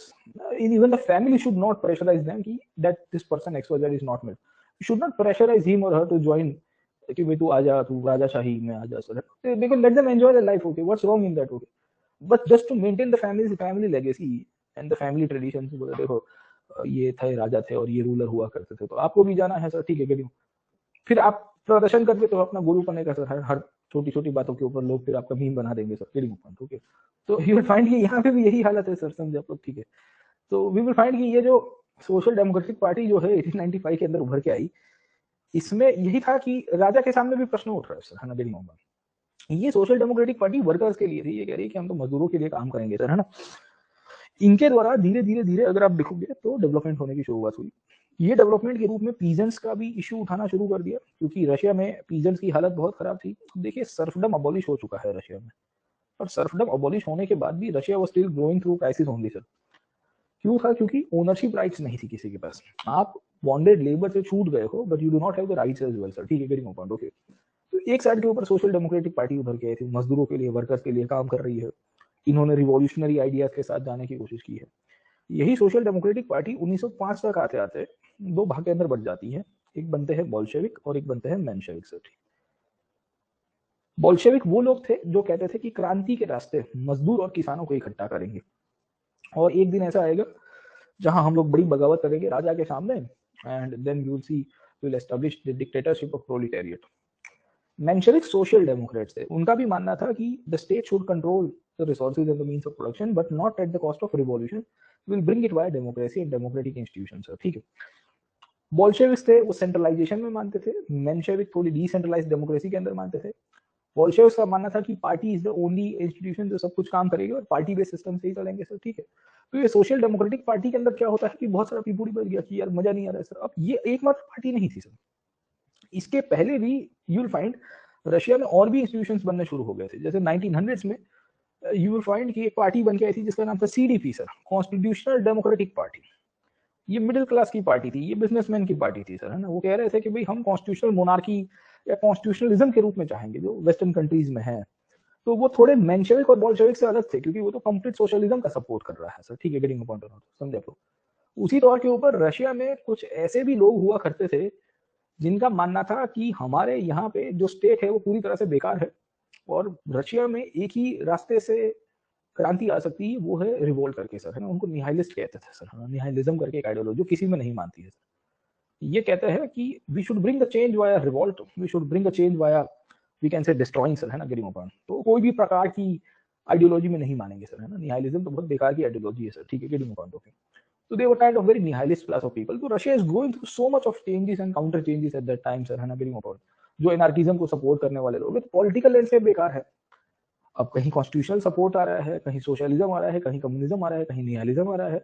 राजा क्या कर रहा है, राजा को पता नहीं, डर लग रहा है, बोले यहाँ तो प्रॉब्लम होगा सर, ठीक है, गेटिंग पॉइंट। एक चीज थी कि रूसोफिकेशन अभी चालू था।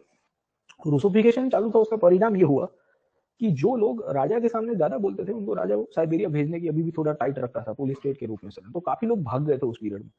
बोले रशिया में दिखेंगे तो फिर वो गाड़ी पलट जाएगी सर, खाली खोटा, है ना, समझे नहीं समझे। तो इससे अच्छा it's better we should leave Russia sir, समझे आप लोग, ठीक है।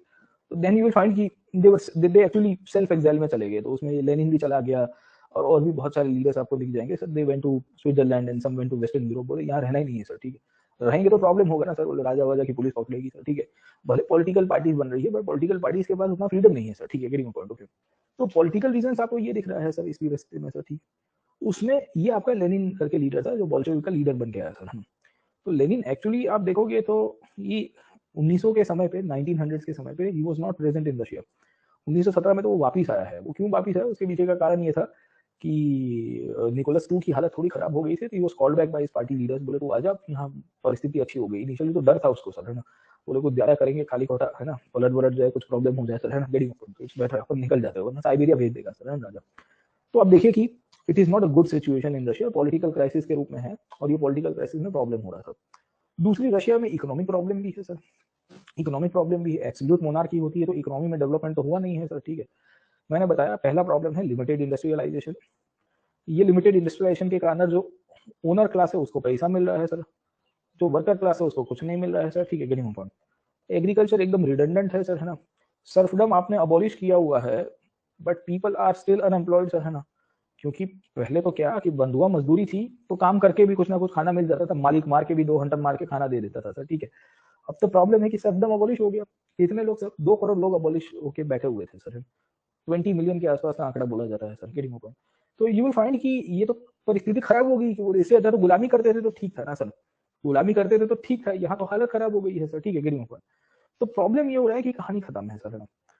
रशिया के अंदर हमको ये पता चल रहा है कि 1860s में सर्फडम अबॉलिश होने की शुरुआत हुई, number of serves were getting independence sir, ठीक है, पर कुछ हुआ नहीं सर। ऊपर से हमको पता चल रहा है कि लैंड को लेके डिस्ट्रीब्यूशन बहुत ही बेकार था सर। रशिया में भी यही हालत थी कि only 5-10% of the people of Russia used to control more than 50% of land sir. हमने पढ़ा था ना पिछले क्लास के अंदर, तो वही कहानी आपको रशिया के अंदर भी दिखेगी सर, ठीक है, गेटिंग पॉइंट। ओके, तो 20,000 के आसपास पॉपुलेशन है रशिया की, 20,000 के आसपास। ये 20,000 लोग अगर आप पकड़ने की कोशिश करोगे, 180 मिलियन एकर्स ऑफ लैंड को ओन कर रहे हैं। कितना, 180 मिलियन एकर्स। 20,000 लोग, खाली 20,000 लोग, कितना आप देखोगे सर। और 10 मिलियन मतलब 1 करोड़ के आसपास पीजेंट्स है सर, 1 करोड़ पीजेंट्स है। They own 190 million acres of land. मतलब आप देखिए 50% of land by only 20,000 people and rest 50% of land is own by 1 crore people. ये पीजेंट्स को बेसिकली टैक्सेस देने पड़ते थे। ये पीजेंट्स को आप पकड़ने की कोशिश करोगे तो प्रॉब्लम हो रहा था क्योंकि इनके पास पैसा नहीं था, they did not have the money. ये जो बड़े लोग हैं इनके पास साइंटिफिक एग्रीकल्चर आ चुका है क्योंकि यूरोप में थोड़ा रिवॉल्यूशन हुआ था, तो ये इन्होंने अपनी खेती के अंदर डेवलपमेंट करना शुरू किया। पर यहाँ कुछ नहीं हो रहा है सर, कैन यू इमेजिन क्या कंडीशन होगी सर, है ना। तो कहानी क्या है sir, what is the problem sir, ये कंडीशन है। वर्कर्स का शोषण हो रहा है, वर्कर्स ने पॉलिटिकल पार्टीज बनानी शुरू कर दी है, they started making political parties. बोले हम अपना काम करते रहेंगे सर, है ना, फीलिंग अपाउट। तो होता यह है कि रशिया में मिडिल क्लास निकल के आया, मिडिल क्लास ने बेसिकली सपोर्ट करना शुरू किया इन सबको, बोले ये गलत हो रहा है सर, ठीक है। दूसरी कहानी है कि रशिया में एजुकेशन नहीं था पहले सर, ठीक है, getting a point. In the early era of 19th century, 1850s में आप देखोगे तो रशिया में एजुकेशन कुछ नहीं था। तो रशिया में इंटेलेक्चुअल रिवॉल्यूशन की बात करेंगे सर, वो पहले बहुत लिमिटेड था 1850 में। 1850 से लेके 1900 तक आते आते रशिया में because limited industrialization took place, limited industrialization से अर्बनाइजेशन हुआ, जहां जहां इंडस्ट्रीज बनी वहां अर्बनाइजेशन भी होगा सर, ठीक है। दूसरा ये हुआ कि यूरोपियन पॉलिटिक्स और यूरोपियन आइडियाज जो है वो स्प्रेड होने की शुरुआत हुई। Russia was the only country जहां एनलाइटनमेंट ये सब कुछ नहीं चल रहा था सर, और अब धीरे धीरे आने शुरू हो गए थे सर, है ना। तो जो फ्रांस में तुरंत पॉपुलर हो गया था रूसों का विचार, रूसों के मरने के बाद, और रशिया में पहुंचते पहुंचते तो जमीन ज्यादा कवर करनी थी ना, वेस्टर्न यूरोप से ईस्टर्न यूरोप जाना है सर, तो टेक्स टाइम एज वेल ना। तो रशिया में ये हुआ सर, ठीक है। बट होता यह है कि रशिया के एम्परर्स जो थे वो कमजोर निकले, निकोलस II कमजोर निकला, तो उस पीरियड के समय में किताबें लिखने की शुरुआत हो जाती है सर, ठीक है। पहले तो अलाउ नहीं किया जाता था, वेस्टर्न यूरोप से कोई किताब आती थी बॉर्डर पे ही जला दिया जाता, बोलो दफना दो इसको सर, ठीक है। एक्चुअली ये सब जगह चलता था सर, है ना। इवन कम्युनिज्म में भी ये चलता था सर, कि अगर अमेरिका को कोई पैम्पलेट नॉर्मल रशियन के हाथ में आ गया, बुआ बूम हो जाएगी sir. The same apply to America as well. America के अंदर कम्युनिज्म की आइडियोलॉजी ना चले सर, ठीक है, इसके लिए they used to highlight each and every literature, हर एक लिटरेचर को चेक करती थी अमेरिका की यूनिवर्सिटीज में। सीआईए वाले बैठते थे एक्चुअली, लगेगा आपको प्रोफेसर है सर, ठीक है, वो प्रोफेसर नहीं तो वो एजेंट था सर, है ना। वो काम देख रहा है कि क्या चल रहा है हमारी यूनिवर्सिटी में, चांसलर के ऑफिस में और रजिस्ट्रार के ऑफिस में और लाइब्रेरी में सर। हर एक बुक छांटी जाती थी। मैं आपको कोल्ड वॉर की कहानी बता रहा हूँ सर, अभी कोल्ड वॉर को पढ़िएगा सर, है ना। मतलब इतनी सब नजर, एक पैम्पलेट उठा उठा कहीं पे दिख गया ना, बोले सोशलिज्म की बात कर रहा है, बोले कहाँ है, बोले पकड़ो उसको, उठाओ, गायब कर दो सर। अमेरिका में बहुत लोगों को गायब किया गया सर सोशलिज्म का सपोर्ट करने के चक्कर में सर, ठीक है। क्योंकि पता है कि आइडियोलॉजी पॉपुलर हो जाएगी तो प्रॉब्लम होगा ना सर, ठीक है। वो सीआईए केजीबी चल रहा था ना, पुतिन साहब थे कौन सर, केजीबी में तो थे सर पहले, समझे नहीं समझे, गेटिंग होगा। इसके लिए तो हमारा है अभी सबको। वो यार तुम देखो जैसे वो कर्नल लेवल के ऊपर रिटायर हुए केजीबी में सर, है ना। रिटायर मतलब वहां से फिर एक्टिव पॉलिटिक्स में आए, समझे नहीं समझे। और आने के बाद अभी भी कंसोलिडेट करके देखो, पावर गेन करना एक अलग बात है और 20 साल से बैठना अलग बात है, 22 साल से, समझे नहीं समझे। पावर आप गेन तो कर दोगे क्रांति करके, कू करा के, 2-4 साल में निपट जाओगे, पता नहीं चलेगा सर, आपके अंदर वाली टांग खींच देंगे, बोले निकालो इसको सर, ठीक है। तो या 22 साल मतलब conquest, consolidation and future consolidation as well sir, ठीक है, नेगेटिव। तो उसमें साम दाम दंड भेद सब होता है सर, खैर। तो रशिया की कहानी यह है कि रशिया में इंटेलेक्चुअल बेस नहीं था, पर 1900 तक आते आते सोशलिज्म का आइडिया बहुत पॉपुलर हुआ। यू विल फाइंड डेमोक्रेटिज्म का आइडिया बहुत पॉपुलर होता है। एनलाइटनमेंट के बहुत थॉट आ गए सर, है ना। लिबर्टी, इक्वालिटी, फ्रेटर्निटी आने की शुरुआत होगी रशिया में सर, ठीक है, और थिंकर्स निकल के आए। तो आप देखोगे उसमें लियो टॉल्स्टॉय की कहानी बहुत इंपॉर्टेंट है सर। टॉल्स्टॉय की कहानी आपको बहुत इंपॉर्टेंट मिलेगा। Tolstoy was one of the intellectuals जो रशिया के उस टाइम पे फाउंडेशन बेस बनाता है, ठीक है। तो टॉल्स्टॉय से तो गांधी भी प्रभावित है, अगर आपको पता होगा। Gandhi was also influenced by Tolstoy, है ना। तो टॉल्स्टॉय की किताब है वॉर एंड पीस, यहाँ पढ़ी नहीं है बट बीच में मैंने उसको पढ़ रहा था सर, है ना। अभी भारत में कुछ साल पहले पुलिस ने कुछ लोगों को पकड़ा सर, है ना, और कहा कि कोर्ट में जाके कि इनके पास टॉल्स्टॉय की किताब है वॉर एंड पीस की, ये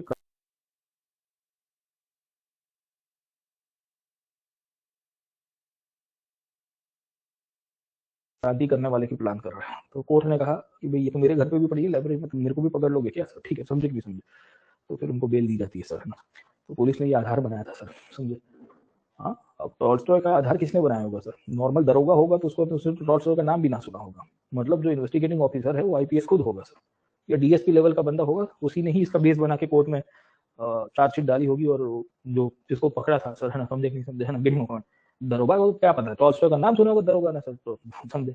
दरोगा, सब इंस्पेक्टर या इंस्पेक्टर, ये ऊपर के खिलाड़ी होते हैं जो इन बेसिस के ऊपर चार्जशीट फाइल करते हैं सर। तो नॉर्मली डीएसपी भी नहीं होगा, स्टेट सर्विसेज वाले ने भी टॉल्स्टॉय का नाम सुना होगा। तो मेरा मानना है कि कोई आईपीएस ही होगा सर, डायरेक्ट रिक्रूट होगा, उसको लगा कि मैं इसके बेसिस के ऊपर चार्जशीट फाइल करता हूँ सर, है ना। और फिर मैं बोलूंगा कि देखो ये क्रांति के समर्थक है, सबके सब लोग getting point, okay. And in basis के रूप में फिर मैं कस्टडी अपने हाथ में लूंगा, पुलिस कस्टडी, फिर उगलाऊंगा कि बोले भाई तू क्या कर रहा है, क्रांति वांति करने की कोशिश कर रहा है। तो जज ने खदेड़ दिया वो पुलिस वालों को, बोले ओए ये तो मेरी लाइब्रेरी में पढ़ा है, किताब होने से कोई क्रांति कर देता है, ठीक है ना, गेटिंग तो बहुत भारी हो जाएगा सर, समझे नहीं समझे, गेटिंग। तो यू विल फाइंड कि ये तो बहुत भारी हो जाती है सर, खैर लेट मी कम। तो ये टॉल्स्टॉय की किताब उस टाइम पे बहुत चर्चा में आई थी, 2-3 साल पहले की बात है, 3-4 साल हो गए होंगे उसको सर। बट न्यूज में आर्टिकल आया था, मैं भी डर गया था, मैंने बोला भाई साहब, फिर मैं नीचे की लाइन पढ़ी कि जज ने पुलिस को टकोर दी, बोला यार तुम बेकार की बात, मतलब थोड़ा ढंग का लेके आओ, थोड़ा रिसर्च करके आओ सर। देखिए आपको पता है कोई अपराधी है, someone is accused of crime, okay, but you need to prove your point in very effective in the court, है ना। कोर्ट छोड़ देगा, देखो, क्योंकि until found guilty you are always free of the charges, okay. So you need to prove the guilt, okay, आपको crime prove करना पड़ेगा। और फिर ऐसे फिलोसफिकल बेसिस के ऊपर आप प्रीएम्प्ट करके बोलोगे कि ये क्रांति का समर्थन कर रहा था, तो कोई मतलब नहीं है ना सर, ठीक। बट मजा आ गई थी, मेरे को मजा आई थी। मतलब वो वकील ने डलवाया होगा, सरकारी वकील ने डलवाया होगा, या वो बड़ा कोई ऑफिसर होगा जिसने सोचा होगा कि ये बेसिस के ऊपर अपन इसको कस्टडी में लेते हैं सर, ठीक है, गेटिंग अपन समझे नहीं समझे, तो स्ट्रॉन्ग बेसिस नहीं बन पाया था। और टॉल्स्टॉय तब बहुत सस्ता में आया, बोले टॉल्स्टॉय की किताब आती है सर। खैर, तो Russia was going through now intellectual base, है ना, समझे आप लोग, ठीक है। तो होता क्या है कि एक से एक किताबें आएगी, एक से एक थिंकर्स आएंगे सर, है ना। अब जैसे फ्रांस की क्रांति में रूसो था, मॉन्टेस था, वोल्टायर था सर, ठीक है। यहाँ पे अगर आप देखने की कोशिश करोगे तो एक एक थिंकर्स देखेंगे, तो टॉल्स्टॉय आपको दिख जाएगा। टॉल्स्टॉय के साथ साथ you will also find thinkers जो बैकुनिन जैसे थिंकर्स है। बैकुनिन एक्चुअली अगर आप समझने की कोशिश करोगे निहिलिज्म को सपोर्ट कर रहा था, ठीक है, और उसकी आइडियोलॉजी बहुत पॉपुलर हो रही है sir, so he is getting more and more popular sir. फिर कार्ल मार्क्स के थिंकर्स आपको दिख जाएंगे सर, है ना, कार्ल मार्क्स के थिंकर भी यहाँ पे विचार बहुत पॉपुलर हो रहे थे सर, ठीक है, गेटिंग ओवर, है। फिर एक थिंकर था Ivan Turgenev sir. Ivan Turgenev was also a thinker जिसने रशिया में काफी सारा हंगामा मचाया था। तो इसकी किताब थी फादर एंड सन्स करके किताब हुआ करती थी सर, ठीक है, गेटिंग ओवर।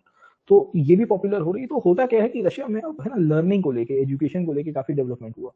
मार्क्स के विचार भी पॉपुलर हो रहे थे। ये मार्क्स के विचार भी रशियन कल्चर के अंदर, रशियन सोसाइटी में बहुत स्ट्रांग हो गए थे सर, ठीक है, गेटिंग ओवर। तो रशिया में सिचुएशन एकदम खराब हो चुकी है। अब देखिए, नौकरी नहीं है, बहुत सारी इनइक्वालिटी है सोसाइटी के अंदर सर, ठीक है, मैंने आपको बताया कि so much of inequality is there. तो परिणाम तो होगा कि नहीं होगा सर, पॉलिटिकल क्राइसिस हो गए हैं ऑलरेडी, पॉलिटिकल पार्टीज बन गई है सर, ठीक है। तो पॉलिटिकल पार्टीज बन गई है, तो पॉलिटिकल पार्टीज हर रोज बुआ बुम करती है, कॉमन मैन बुआ बुम कर रहा है, बोले रोटी नहीं है, कपड़ा नहीं है, मकान नहीं है, जमीन नहीं है सर, ठीक है। तो 1900 से ही रिएक्शन आना शुरू हो गया राजा के सामने। अब पहले भी रिएक्शन आते थे, पर राजा उठा के सीधा साइबेरिया भेज देता था, बोले जाओ, समझे नहीं समझे, ना, बोले वहां क्रांति करना -60 में, -80 में, ठीक है। वर्खोयांस्क, आपने जगह ढूंढी होगी, वर्खोयांस्क, वर्खोयांस्क का नाम पता है कि नहीं पता सर, है ना। मैं जो स्कूल में था, ज्योग्राफी में पढ़ा था पहली बार, the coldest place on earth, और दूसरा था Jalalabad, the hottest place on earth, समझे नहीं समझे, ना। वो ज्योग्राफी के क्लास में मैं ढूंढ, कोल्डेस्ट प्लेस ऑन अर्थ, याद रखना, ये पूछा जाएगा, वो ओरल एग्जाम होती थी 5वीं 6वीं कक्षा में। ये वर्खोयांस वो रट्टा मार के बैठता था, coldest place, which is the coldest, yes ma'am, Verkhoyansk, which is the hottest place, Jalalabad, where is it, Pakistan, समझे नहीं समझे। तो ये स्कूल में मेरे को ये साइबेरिया में तो आया है वर्खोयांस एंड ऑल दिस प्लेसेस, खैर, है ना, समझे नहीं समझे। वो पता नहीं था कि ये साइबेरिया की कहानी क्या है, क्यों कोल्डेस्ट प्लेस डिस्कवर की गई थी, वो तो फिर बड़े हुए पता चला, वहां सबको डाला गया सर, खैर। सो यू विल फाइंड कि राजा कमजोर है, तो साइबेरिया में कम लोगों को भेजा जा रहा है। पहले राजा के सामने बुआ मोटी थी, उठा के गाड़ी पलट के सीधा साइबेरिया से, समझे आप लोग, ठीक है, getting open. So now you will find कि नहीं, हमारे टाइम पे जलालाबाद था, अब डेथ वैली हो गया सर, है ना, वो बदलता रहता है ना हर 2-4 साल में सर, खैर, let me come back, okay. तो in our time it was Jalalabad sir. वो स्टेट बोर्ड की किताबें, उसको अपडेट करने में भी कभी कभी लग जाता है ना, टाइम लग जाता है सर, खैर, ओके। तो हर साल बदलता है ना, 2-3 साल में। हमारे टाइम पे ग्लोबल वार्मिंग कम था ना सर, ठीक है, हम 90s के प्रोडक्ट है ना सर, तो हम ग्लोबल वार्मिंग कम था सर, ठीक है, तो जलालाबाद से निपट जाता था, अब तो दूसरी जगह जाना पड़ता है, खैर। सो यू विल फाइंड कि कहानी ये चलती है कि 1900 में रिएक्शन आना शुरू हुए। अब राजा कमजोर है, अब राजा कमजोर है तो रिएक्शन भी वैसे आएंगे सर, ठीक है। तो पॉलिटिकल क्राइसिस क्रिएट हो गया सर, है ना। तो राजा के सामने प्रोटेस्ट के ऊपर प्रोटेस्ट चल रहे हैं सर, प्रोटेस्ट के ऊपर प्रोटेस्ट चल रहे हैं सर। अब देखिए, इसके पहले भी राजा के सामने रिएक्शन आए थे, राजा स्मार्ट था। राजा के सामने 1850s में भी रिएक्शन आया था सर, है ना, अगर आपको याद होगा, जार अलेक्जेंडर के समय पे भी, अलेक्जेंडर 2 के समय पे भी रिएक्शन आया था। तो राजा ने क्रीमिया कर दिया, क्रीमिया में मार पड़ गई, तो उसके बाद राजा क्या कर दिया, सेंट्रल एशिया कर देता है, बोले कोई बात नहीं, ब्रिटेन को हम खाते हैं अफगानिस्तान के अंदर सर, है ना। तो क्या होता है कि डाइवर्सिफिकेशन ऑफ योर थॉट्स होना चाहिए सर, लोगों को कहाँ डाइवर्सिफाई करना है, बोले हमारे तरफ नहीं आएंगे। क्रीमिया में मार पड़ी, उसके बाद ही रशिया एशिया में आया। मैंने आपको पिछले क्लास में भी बताया था शायद, है ना, कि once they lost Crimea and once they lost Berlin, Berlin में इनको हार हो जाती है बर्लिन कॉन्फ्रेंस में 1878 में, 1884 में भी सर, अलेक्जेंडर 3 के समय पे। तो उसके बाद ये देखे तो सेंट्रल एशिया सर, है ना। अब ये राजा को भी ऐसा था कि हमारे पुराने राजा ने भी यही किया है कि भाई जैसे ही वॉर का या हमारे सामने क्रांति की बगावत हो रही थी, पॉलिटिकल क्राइसिस होते थे, तो राजा तुरंत ही लोगों का ध्यान भटका था, बोले वो देख कबूतर गेटिंग अपॉन। तो राजा के सामने इसके पहले प्रोटेस्ट होते थे, तो राजा बेसिकली कबूतरबाजी करवाता था, क्रीमिया में कबूतरबाजी करवाया और उसने सेंट्रल एशिया में कबूतरबाजी कराया। तो ये जार निकोलस टू भी कहता है कि कुछ करते हैं बड़ा सर, बोले वरना विद्रोह हो जाएगा, मार पड़ जाएगी सर, है ना। तो निकोलस टू कहता है कि अब क्या करें सर, बोले इतने साल से हम लोग एब्सोल्यूट है सर, है ना, बोले कुछ तो करेंगे ना सर, बोले एक काम करते हैं, let us go to Japan, बोले इतू सा है, बोले उसको पराजित कर देंगे सर, हमारा नेबर ही है सर, ठीक है। तो व्हाट विल डू कि हम चाइना के थ्रू घुसेंगे और जापान को टेक ओवर कर लेंगे और फिर लड़ाई करेंगे, मौज आएगी, जापान को पराजित करेंगे, 1 हफ्ते में परिणाम चेंज हो जाएगा सर, और फिर वहां पपेट रेजिम बिठा देंगे और फिर लोगों को कहेंगे कि अपन जीत गए सर, हम जीत गए सर, है ना, गेटिंग पॉइंट, है ना। ये तो वही कहानी है कि मॉस्को से निकलेंगे, 2 दिन में कीव पहुंच जाएंगे, रास्ते में हमारा फूल माला से स्वागत होगा सर, बोला वाह वाह वाह, रशियंस आ गए सर, ठीक है। किसको पता था कि 10-12 दिन होने के बाद भी अभी तो मोरियोपोल हाथ में नहीं आया है, कि ये तो दूर की बात है सर, समझे नहीं समझे, है ना, गेटिंग ऑफ ओके। तो यू विल फाइंड कि वही स्लीफन प्लान वाली कहानी है ना। बोले बेल्जियम से यू टर्न मार के फ्रांस पहुंचेंगे, पेरिस को कैप्चर करके सीधी सेना फिर ईस्टर्न फ्रंट के ऊपर खोल देंगे सर, समझे आप लोग, ठीक है, गेटिंग ऑफ ओके। तो यू विल फाइंड कि इन परिस्थितियों में वी विल सी कि सिचुएशन ऐसी हो रही है कि निकोलस टू के सामने बॉम्ब हो रही थी, तो निकोलस टू ने अपने एडवाइजर को बोला, बोले क्या करे, बोले एक काम करते अपन जापान कर देते हैं सर। बोले जापान छोटू सा है, तो उसको लपेटे में लेंगे 1905 में। बोले ऑलरेडी हमारी और जापान के बीच में इश्यू चल रहे हैं नॉर्दर्न चाइना को लेके, मंचूरिया को लेके सर। बोले हाँ, बोले कब से मैं सोच रहा था कि बोले वो भी मंचूरियन आया नहीं है। बोले सर कैसे आएगा सर, मंचूरिया वहां से इनफेक्ट है ना, वो जो उसकी जो डिश है वो जापान ने कैप्चर करके रखी है सर, है ना, तो वहां से मंचूरियन एक्सपोर्ट करने से जापान ने बैन करवा रखा है। बोले लड़ लेते हैं सर, है ना।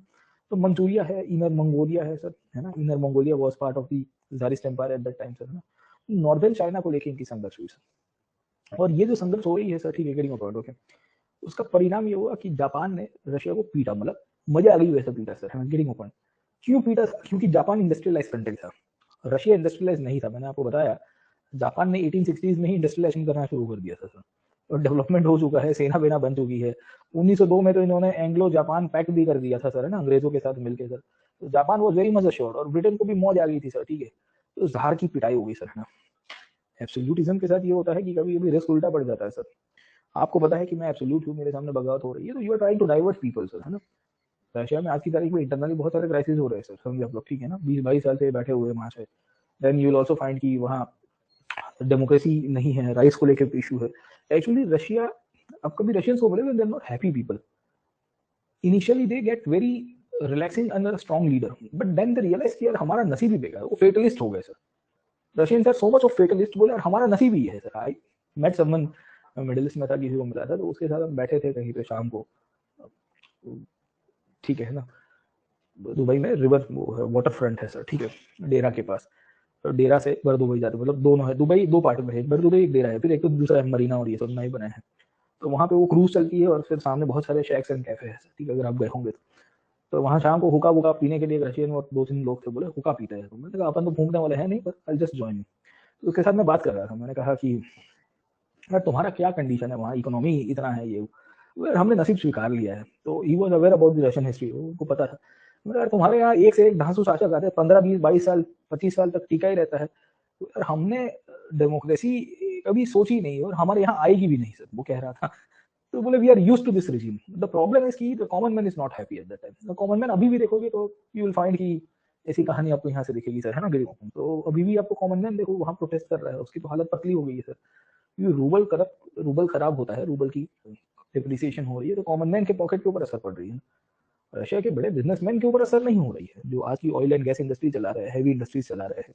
रशिया के प्राइवेट सेक्टर के अंदर ये एरोप्लेन इंडस्ट्री है, एविएशन है, मिलिट्री टेक्नोलॉजी चला रहे हैं, उनको क्या प्रॉब्लम है सर, ठीक है, they are enjoying their life, okay. वो तो डॉलर और पाउंड में और सोने में पैसा डाल के रखा है सर। और रशिया में थ्रू आउट ऐसा रहा है, आप देखोगे ज़ारिस्ट रेजिम में भी ये प्रॉब्लम हो, फिर कम्युनिस्ट है तो उनमें भी ये प्रॉब्लम हो। After the disintegration of USSR, और ये फेडरेशन बनाया रशियन फेडरेशन, और कॉमनवेल्थ के रूप में ये चला रहे हैं अभी, पर वहाँ कॉमन मैन की हालत उतनी नहीं है सर, ठीक है, गेटिंग पॉइंट ओके। तो यू विल फाइंड कि अभी भी पॉवर्टी है, आप देखोगे ईस्टर्न रशिया में, साइबेरिया वाले रीजन में उतना डेवलपमेंट आपको नहीं दिखेगा सर, है ना। तो you will find still the problems, infrastructure वो सब चल रहे हैं सर, खैर। तो होता ये है कि यू सी की ये प्रॉब्लम है सर। मंचूरिया के साथ लड़ाई की मार पड़ गई सर, है ना। रूजवेल्ट बीच में आया, थियोडर रूजवेल्ट, टेडी टेडी कहता है ओए रुक जाओ सब लोग, है ना, काय को फाइट करते हो, तुम सेटल कर दो अपने इश्यूज को सर, है ना। तो Japan took majority of the share out of Manchuria, और रशिया हार गया था, प्रैक्टिकली रशिया हारा था सर। रशिया हारा था तो पब्लिक को और मजा आ गई, बोले देखो राजा नालायक है, गिरात में बैठा हुआ है, अपमान करवा दिया सर, है ना। तो रिएक्शन तो आएगा ही ना सर, ठीक है। ये रिएक्शन था in the form of the revolution. तो होता ये है कि when Russia lost against Japan, when the treaty was signed, you will find ऐसी कंडीशन क्रिएट हुई कि राजा के सामने रिएक्शन हो गया। ऐसा रिएक्शन हुआ कि सेंट पीटर्सबर्ग, जो जहाँ से इनकी पूरी सिस्टम चल रही थी, मोनार्की भी बैठी हुई है सर, है ना, वहाँ प्रोटेस्ट हो रहा है। इतना प्रोटेस्ट हुआ, फायरिंग होता है। ये फायरिंग होने के कारण you will find boom boom हो गई, और सोशलिस्ट पार्टीज यहाँ पे सब कुछ कैप्चर करेगी सर। परिस्थिति इतनी खराब हो गई कि यहाँ पे छोटे छोटे काउंसिल्स बनने शुरू हो गए। 1905 से ही you find group of people, intellectuals इकट्ठे होते थे, और ये काउंसिल्स बनाते थे and they started ruling their own government. उसको सोवियत कहा गया था। Soviet is nothing but a group of people coming together and forming a political association for the governance and the betterment of that area sir. समझा? तो ठीक है, Soviet यहाँ से आएगा, अभी यूएसएसआर बनेगा थोड़ी देर के बाद। तो यू विल फाइंड कि 1900s के बाद आपको ये सोवियत का बहुत डेवलपमेंट है। सेंट पीटर्सबर्ग में जो हत्याकांड हुआ सर, है ना, जनवरी फरवरी के आसपास, यहाँ पे हमको ये मिलता है सर, ठीक है, गरीबों पर, उसमें ब्लडी संडे हुआ एक दिन सर, है ना। इतनी खराब हालत थी जनवरी के अंदर, फर्स्ट या सेकंड वीक का संडे था सर, जहाँ काफी लोगों के ऊपर हत्या, मतलब वो है ना, मारा गया, फायरिंग वायरिंग होती है, बूम हो जाती है सर, ठीक है। तो जार की हालत खराब हो गई। जार को किसी ने कहा कि बेटा अपन मर जाएंगे सर, ठीक है, ये सोवियत करके छोटे छोटे बॉडीज बन के आ रहे हैं, ये सब अपने हिसाब से गवर्नेंस ले लेंगे, अपन खत्म हो जाएंगे, you give some power to the people और else this Soviet will be established within a state and they will become a state one time. October, ये जनवरी के अंदर ये घटना बनी थी, जनवरी 1905 में सेंट पीटर्सबर्ग में। सेंट पीटर्सबर्ग में आज भी प्रोटेस्ट हो रहे हैं। रशिया की आज सेंट पीटर्सबर्ग से शुरू होती है, याद रखना सर। कल 10,000 लोगों को पकड़ा, पुलिस ने अरेस्ट करके डिटेन किया सर। कल देख लीजिएगा, एक हफ्ते से चल रहा है ये, पर कल थोड़ा बड़ा हो गया था सर। कल भी संडे ही था सर, ठीक है। ये थोड़ा वहाँ इंटरनली भी बूम बूम बहुत हो रहा है सर, बोले बंद करो बंद करो बंद करो, कब से, क्योंकि कॉमन मैन की ऊपर हालत हो रहा है ना सर, ठीक। कॉमन मैन सपोर्ट नहीं करेगा तो आप लड़ नहीं सकते, फिर राजा की सेना और सामने तो प्रजा की सेना है। वहां तो मिलिशिया बन गया है, कॉमन मैन ने अपना हथियार उठा लिया, बोले we are fighting for our freedom, we are fighting for our sovereignty. समझे आप लोग, ठीक है। तो ये तो कहानी आपकी अलग ही चलती है सर, है ना। एक्चुअल में प्रॉब्लम क्या है मैं आपको बताता हूँ। रशिया के अंदर प्रॉब्लम ये है कि ये जो पूरा एम्पायर बिल्डिंग हुआ था ना जार अलेक्जेंडर के समय पे, तो उस टाइम पे यूक्रेनियंस को भी लिया गया, फिनिश को भी लिया गया, पोलिश को भी लिया गया सर, है ना, गेटिंग अपार्ट, ओके। सो इनसे ही एम्पायर बना था। और उसमें जो माइनॉरिटीज है सब यूक्रेनियंस भी माइनॉरिटी में थे। यूक्रेनियंस लोग तो स्लाविक ही थे, बट भाषा अलग थी, समझे, कल्चर थोड़ा अलग पड़ रहा था, खाना अलग पड़ रहा था, समझे, getting apart. So the issue was that कि माइनॉरिटीज को तो मिल नहीं रहा था, और यहाँ तो अब मेजोरिटी भी नाराज होगी। तो बहुत सारे सोवियत बन गया है। सोवियत समझ में, what is Soviet? Soviet is just a group of people, intellectuals who wanted to raise a participative movement sir, है ना, गेटिंग अपार्ट। तो सेंट पीटर्सबर्ग में इनका एक लीडर हुआ करता था लियोन ट्रॉट्स्की। ट्रॉट्स्की ने यहाँ पे सेंट पीटर्सबर्ग की सोवियत को लीड किया। ये ट्रॉट्स्की, अगर आपको पता होगा, तो रशियन रिवॉल्यूशन का सबसे बड़ा नेता था आफ्टर लेनिन। लेनिन तो तब मैंने कहा था, वो उसको डर था गाड़ी पलट जाएगी अपनी सर, ठीक है। तो Lenin was in Switzerland eight that time, बोले जाना नहीं है सर अभी सर, गेटिंग अपार्ट, ओके। तो he was the one actually, he was working and he was leading the whole aspect of the Russian communist and the socialist movement sir, ठीक है। Petersburg में जो गेम हुई ना sir राजा के सामने, और ये सोवियत बोवियत बनने शुरू हो गए, और ब्लडी संडे एक दिन फायरिंग वायरिंग हो गई सर, है ना। तो ट्रॉट्स्की ने कह दिया कि हम नॉन कोऑपरेशन कर देंगे sir, will not pay taxes, we will overthrow the state, है ना। तो राजा डर गया सर। राजा डर गया, तो राजा ने 2-4 महीने राह देखी। उसके बाद निकोलस II ने डिसाइड किया कि मैं थोड़ा रिफॉर्म्स कर दूंगा सर। तो after the Russo Japan war he started bringing reforms. ये रिफॉर्म्स के रूप में उसने एक पार्लियामेंट बनाई। ये पार्लियामेंट के रूप में हम लोग कहते हैं ड्यूमा सर। प्लान ये किया गया था कि Duma will be a body जहां रिप्रेजेंटेटिव बेसिकली इंस्टीट्यूशंस आएंगे, पब्लिक रिप्रेजेंटेशन होगा, और रशिया के जो इश्यूज है वो धीरे धीरे कॉन्स्टिट्यूशन मोनार्की के अंदर कन्वर्ट हो जाएंगे सर, है ना। राजा ने ड्यूमा बनाया था, उसके पीछे का कारण था he wanted to divide the opposition. उसने ड्यूमा बनाई तो उसको पता था कि कुछ लोग मेरे फेवर में आ जाएंगे, बोले देखो राजा कितना लिबरल है, समझे कि नहीं समझे, गेटिंग पॉइंट। राजा को ये भी पता था कि मेरे ऑपोजिशन में वो जब फूट पड़ जाएगी सर, उसके बाद जो मेरे जो रेडिकल ऑपोजिशन वाले लोग हैं उनको मैं पकड़ के साइबेरिया भेज दूंगा या गाड़ी पलटा दूंगा सर, फिर तो घुमा फिरा के एक ही कहानी मिलती है ना सर, ठीक है। तो ड्यूमा के अंदर राजा ने एक ऐसी सिस्टम बनवाई जिसके थ्रू राजा, अगर आप पकड़ने की कोशिश करिए, कि सब कुछ अपने हाथ में लेके बैठा हुआ है सर, ठीक है, गेटिंग पॉइंट। तो कहानी ये चलती है कि राजा ड्यूमा तो बनाएगा, ये ड्यूमा के अंदर पावर जो है पार्लियामेंट को नहीं देता, ये पावर अपने हाथ में ही रखेगा। एडवाइजरी बॉडी के रूप में ड्यूमा को चलाया जाता है सर, ठीक है। जार के जितने भी ऑपोजेंट्स थे, उसके जितने भी विरोधी थे, उनको इलेक्टिंग राइट्स नहीं थे, मतलब they were disqualified on certain terms and conditions, समझे नहीं समझे, गेटिंग पॉइंट। ये ड्यूमा के समय पे कुछ कुछ लोग नीचे निकल के आए जो लीडरशिप लेते हैं सर, ठीक है। ये ड्यूमा के अंदर ही, इसके अंदर से इसका एक प्राइम मिनिस्टर निकल के इमीडिएटली, जो रशियन ड्यूमा से इलेक्ट होकर आया था, जिसका नाम था Peter Stolypin. Peter Stolypin, in spite of having limited power, क्योंकि राजा सब कुछ हाथ में लेके बैठा हुआ है, अभी भी दिखा रहा है कि उसने बॉडी बनाई, स्टार्टेड डूइंग रिफॉर्म्स। तो उसने लैंड रिफॉर्म्स करना शुरू किए ना। वो सर्फ है ना, पुराने जितने भी गुलाम लोग थे उनको जमीनें बांटनी शुरू कर दी, बोले ले लो, है ना। वेस्ट लैंड को कन्वर्ट किया, साइबेरिया वाइबेरिया में लोगों को बताया, बोले देखो मैं तुमको जेल में नहीं भेज रहा हूँ, तुम वहां खेती करो, पैसा वैसा दूंगा मैं सर, ठीक है। इंडस्ट्रीज का थोड़ा बहुत रिफॉर्म किया सर, और रिप्रेजेंटेशन दिया सर, बोलना लग गया सर। तो स्टॉल्पिन ने रिफॉर्म किए, राजा को डर लग रहा है, बोले भाई साहब हमने ड्यूमा को तो बनाया था एक पपेट सरकार के रूप में, पपेट इंस्टीट्यूशन के रूप में, यहाँ स्टॉल्पिन तो मेरे सामने ही पड़ रहा है सर, ठीक है गेटिंग हो गया। तो राजा को पसंद आएगा सर कि उसका प्राइम मिनिस्टर जो इलेक्टेड प्राइम मिनिस्टर है उसके अगेंस्ट में कुछ ना कुछ कर रहा है सर, ठीक है। अगेंस्ट में मतलब है कि राजा की पॉपुलैरिटी को कम करते हुए ये सब हो रहा है सर। तो 1911 में स्टॉल्पिन रशिया से निकल रहा है, मतलब सेंट पीटर्सबर्ग से निकल रहा था सर, और कहते हैं कि जार के सामने स्टॉल्पिन को गोली मार दी जाती, he was killed in front of jar. तो आप देखिए कि आपका प्रधानमंत्री आपके राजा के सामने मारा जाता है और राजा कुछ नहीं कर पाता है, तो किसके ऊपर ब्लेम आएगा sir? Who will be blamed? किसके ऊपर ब्लेम लगेगा सर? राजा के ऊपर। तो 1906 से ड्यूमा जो बनी थी 1905 से, उसमें 1906 से 1911 तक ये भाई साहब रशिया का प्राइम मिनिस्टर था, उसने रिफॉर्म्स करना शुरू किए थे, and he was getting popular as well. तो लोग कहते हैं कि इसकी पॉपुलैरिटी को लेकर काफी लोगों को संदेह था। तो जब इसको मारा गया तो निकोलस II के ऊपर लोगों ने प्रश्न उठाया, बोले यार ये तो बेकार है सर, इसी ने सब कुछ करवाया सर। और परिणाम ये था कि निकोलस II के सामने फिर प्रोटेस्ट शुरू हो गया सर। अब 1911 से 1914 तक आते आते इसके सामने फिर प्रोटेस्ट होते हैं, once again the protest started. राजा हाथ के ऊपर हाथ धरे बैठा हुआ है, बोले क्या कर सकते हैं, क्या कर सकते हैं सर, है ना। तो राजा के लिए बहुत टर्बुलेंट टाइम्स था। राजा ने एक ही चीज किया, हमारा एक ही गोल है, रूसोफिकेशन। बोले और क्या कर सकते हैं? बोले पान स्लाविज्म। रूसोफिकेशन नहीं हो सकता रशिया में, तो रशिया के बाहर पान स्लाविज्म तो चल सकता है ना सर, ठीक है। तो then you will find eastern Europe के कंट्रीज को पीपुड़ी बजाना शुरू कर दिया। सर्बिया को कहा तू मेरा भाई है, समझे नहीं समझे, है ना, तो मोटोमैन से दूर हो जाओ, मैं तुम्हारे साथ खड़ा हूँ सर, भविष्य में कुछ होगा तो मैं एकदम, है ना, कलेक्टिव सिक्योरिटी है अपनी सर, गेटिंग ओके। तो इसी के चक्कर में सर्बिया को हवा देता रहा। बाल्कन लीग में भी यही खिलाड़ी था सर, बाल्कन वॉर में भी ये गेम कर रहा है पीछे सर, ठीक है, इसकी अपनी चल रही है। बोले हाँ अपन तो करेंगे सर, ठीक है, गेटिंग पॉइंट। अब इसका ध्यान भारत में भी नहीं रहा है। एक्चुअली रूसो जापान वॉर के बाद 1907 में इसने ब्रिटेन के साथ ट्रीटी कर दी थी, बोले सेंट्रल एशिया हम लोग छोड़ देंगे और पर्शिया को हम लोग डिवाइड कर देंगे एक दूसरे के बीच में, तिब्बत में दोनों में से कोई नहीं जाएगा सर, और इंडिया में नहीं इंटरवीन करूंगा सर, ठीक है ना, गेटिंग पॉइंट। तो यू विल फाइंड कि ये भारत से भी निकल गया है, बफर जोन बना दिया है। तो अब इसका ध्यान कहीं और था नहीं सर, ठीक है। उसका ध्यान ऐसा था कि प्राइम मिनिस्टर कर रहा है करने दो, देन वो स्टॉल्पिन को मरवा दिया गया, और फिर प्रोटेस्ट हुआ तो रूसोफिकेशन और प्लान फेजिंग की तरफ चला गया, फिर यूरोप में गया ये। एक्चुअली इसके साथ प्रॉब्लम ये था कि स्टेबल नहीं रहा, इधर यूरोप पकड़ो या भारत पकड़ो। 1907 तक आते आते इनके बीच में अंग्रेजों के साथ ट्रीटी हुई थी। ये क्यों हुई थी? क्योंकि 1907 में अगर आपको पता होगा ट्रिपल एंटिटी बन जाता है, Russia, France and England came together sir. तो इसने पर्शिया के ऊपर अपना क्लेम छोड़ दिया, तिब्बत के ऊपर क्लेम छोड़ दिया, इंडिया एक्सक्लूसिवली ब्रिटिश को दे दिया। बोले आप रखो सर, मैं नहीं आऊंगा, आप चिंता मत करिए, अफगानिस्तान वाला चैप्टर खत्म हो गया सर, गेटिंग पॉइंट, ओके, समझे नहीं समझे।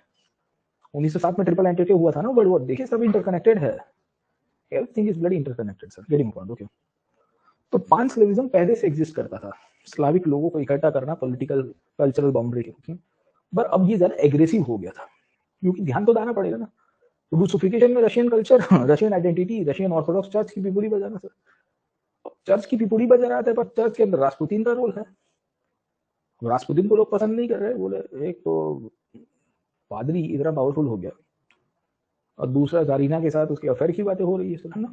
यू फाइंड ये तो बहुत गलत चीजें हो रही है सर, सब कुछ है ना रशिया में एक साथ। क्या मैं, कुछ तो लोग कहेंगे, लोगों का काम है कहना सर, है ना। लोग गोली मार देंगे तब क्या करोगे आप सर? समझे, रासपुतीन को 1916 में गोली मार दी गई, 1916 में he was killed by the nobility class, मंत्रियों के द्वारा मारा गया, बोले इसको मारो पहले सर, ठीक है। अब परिस्थिति खराब है, राजा को एक्चुअली सर्बिया को ब्लैंक चेक देने की आवश्यकता नहीं थी, पर राजा सर्बिया को ब्लैंक चेक देके बैठा है under the idea of Russification and pan Slavism. और एक छोटा संघर्ष जो सर्बिया और ऑस्ट्रिया के बीच में था, वो फ्लेयर अप होते होते कितना हो गया सर, देखा कि नहीं देखा? हमने पढ़ा था ना। आज की तारीख में इरिस्पेक्टिव रशिया यूक्रेन का मैटर है, पर बाकी सारे कंट्रीज क्यों कतरा रहे, उसका कारण ये है, बोले जैसे कूदेंगे ना सर, ये ऐसे बढ़ जाएगा कि बात मत करिए सर, है ना, गेटिंग पॉइंट। हाँ, इसको रासपुतीन को पहले जहर भी दिया गया था, वो उस टाइम पे बच गया था हॉस्पिटल में। बोले कैसे बच गया? बोले इसके पास कोई अलौकिक शक्ति है सर। वो तो रासपुतीन की स्टोरी कभी गूगल करेगा आपको बहुत दिखेगी सर। रशिया 1914 के अंदर कूद गया सर वर्ल्ड वॉर में, सर्बिया के फेवर में सर, है ना। रशिया ने कहा कि तू मेरा भाई है, यहाँ से जर्मनी कूद गया। अब ये दोनों एक्चुअल में भाई हुआ करते थे, ठीक है, ये तो ब्लड ब्रदर्स थे सर, ये तो खाली एथनिक ब्रदर था sir. Russia and German were blood brothers यार, कजिन्स थे तो ब्लड ब्रदर होंगे कि नहीं होंगे सर, खून तो दौड़ रहा होगा ना कहीं, आपकी ग्रेट ग्रैंड मदर विक्टोरिया का सर, ठीक है। रियलिटी सर्बिया और रशिया तो एथनिसिटी में एक थे, स्लाविक स्लाविक, तू सीधी स्लाविक और सीधी स्लाविक है ना, साढ़े स्लाविक सर्वस्लाव बात करेंगे। अरे भाई तुम वहां कहाँ लेना देना सर, तुम जिसके साथ खून का रिश्ता रखते थे तुमने उसका तो सुना नहीं सर। काइजर विलियम और रशिया के बीच में लास्ट में संवाद हुआ था, तो रशिया ने अपने फोर्सेस सर्बिया तक भेजे, तो किसी ने काइजर को कहा, बोले रुक जाओ। तो काइजर कहता है कि देखो निकोलस ने अपने फोर्सेस सर्बिया में भेज दिए, मतलब ये जंग का ऐलान हो चुका है, गोली नहीं चली थी अभी भी, they could have waited sir, है ना। पर काइजर कहता है ऑस्ट्रिया के राजा को, फर्डिनांड का जोसेफ को, फर्डिनांड को तो गोली मारी थी, तो काइजर जोसेफ को कहता है कि चला दे, मैं पीछे बैठा हूँ सर। यार तुम्हारा अपना खुद का भाई था, तुम नहीं किया सर। वर्ल्ड वॉर की शुरुआत हो गई। अब रशिया को ऐसा था कि वर्ल्ड वॉर की शुरुआत करेंगे तो पब्लिक जो है वो हमारे फेवर में आ जाएगी, एकदम राष्ट्रवाद सबकी पूरी बजेगा, मौज मौज हो जाएगी सर, समझा। तो ठीक है, करेंगे ओपन। यू विल फाइंड कि इन परिस्थिति में वर्ल्ड वॉर की शुरुआत हुई। पहले 4 महीना में या 5 महीने में 3-4 लाख रशियंस मारे गए। अब पकड़ के चलिए 120 दिन में 4-5 लाख लोग मारे जाते हैं आपके यहाँ, मतलब कितनी डेड बॉडीज आ रही है, कुछ तो आ ही नहीं रही, मतलब गए बोले गए, अब वापिस नहीं आएंगे सर, ठीक है। तो ऐसी परिस्थिति क्रिएट हुई कि पब्लिक को तो समझ में आ गया, इकोनॉमिक हार्डशिप क्रिएट हो जाती है, क्राइसिस क्रिएट हो गया सर। उसमें जारीना का चैप्टर खुला, बोले हमारी रानी तो जर्मनी से है, मैंने अभी शुरुआत के समय पे पढ़ा है आपको, हमारी रानी तो जर्मनी से है, बोले ये स्पाई है सर, ठीक है ना, she is a spy. And then खाना नहीं, दाना पानी नहीं, इंडस्ट्रियलाइजेशन हुआ नहीं था रशिया में सर। हाँ, रशिया में कहाँ इंडस्ट्रियलाइजेशन हुआ था कि आप युद्ध करोगे सर, इंडस्ट्रियलाइजेशन होगा तो युद्ध कर पाएंगे ना सर। पहले 5 महीने में या 4 महीने में 5 लाख सैनिक मारे गए रशिया के, सोच सकते हो आप। 120 दिन में 5 लाख, मतलब दिन के कितने मारे जाएंगे सर, काउंट करिए sir. 5 lakh divided by 120 days, her minute पे हर सेकंड पे एक दो रशियंस मारे जा रहे थे। ऐसी परिस्थिति में राजा वाइप आउट। प्रॉब्लम ये था कि he did not prepare for the war, neither he had the capability for the war. देखो युद्ध के लिए भी तैयारी करनी पड़ती, हिटलर एक्चुअली प्रिपेयर्ड फॉर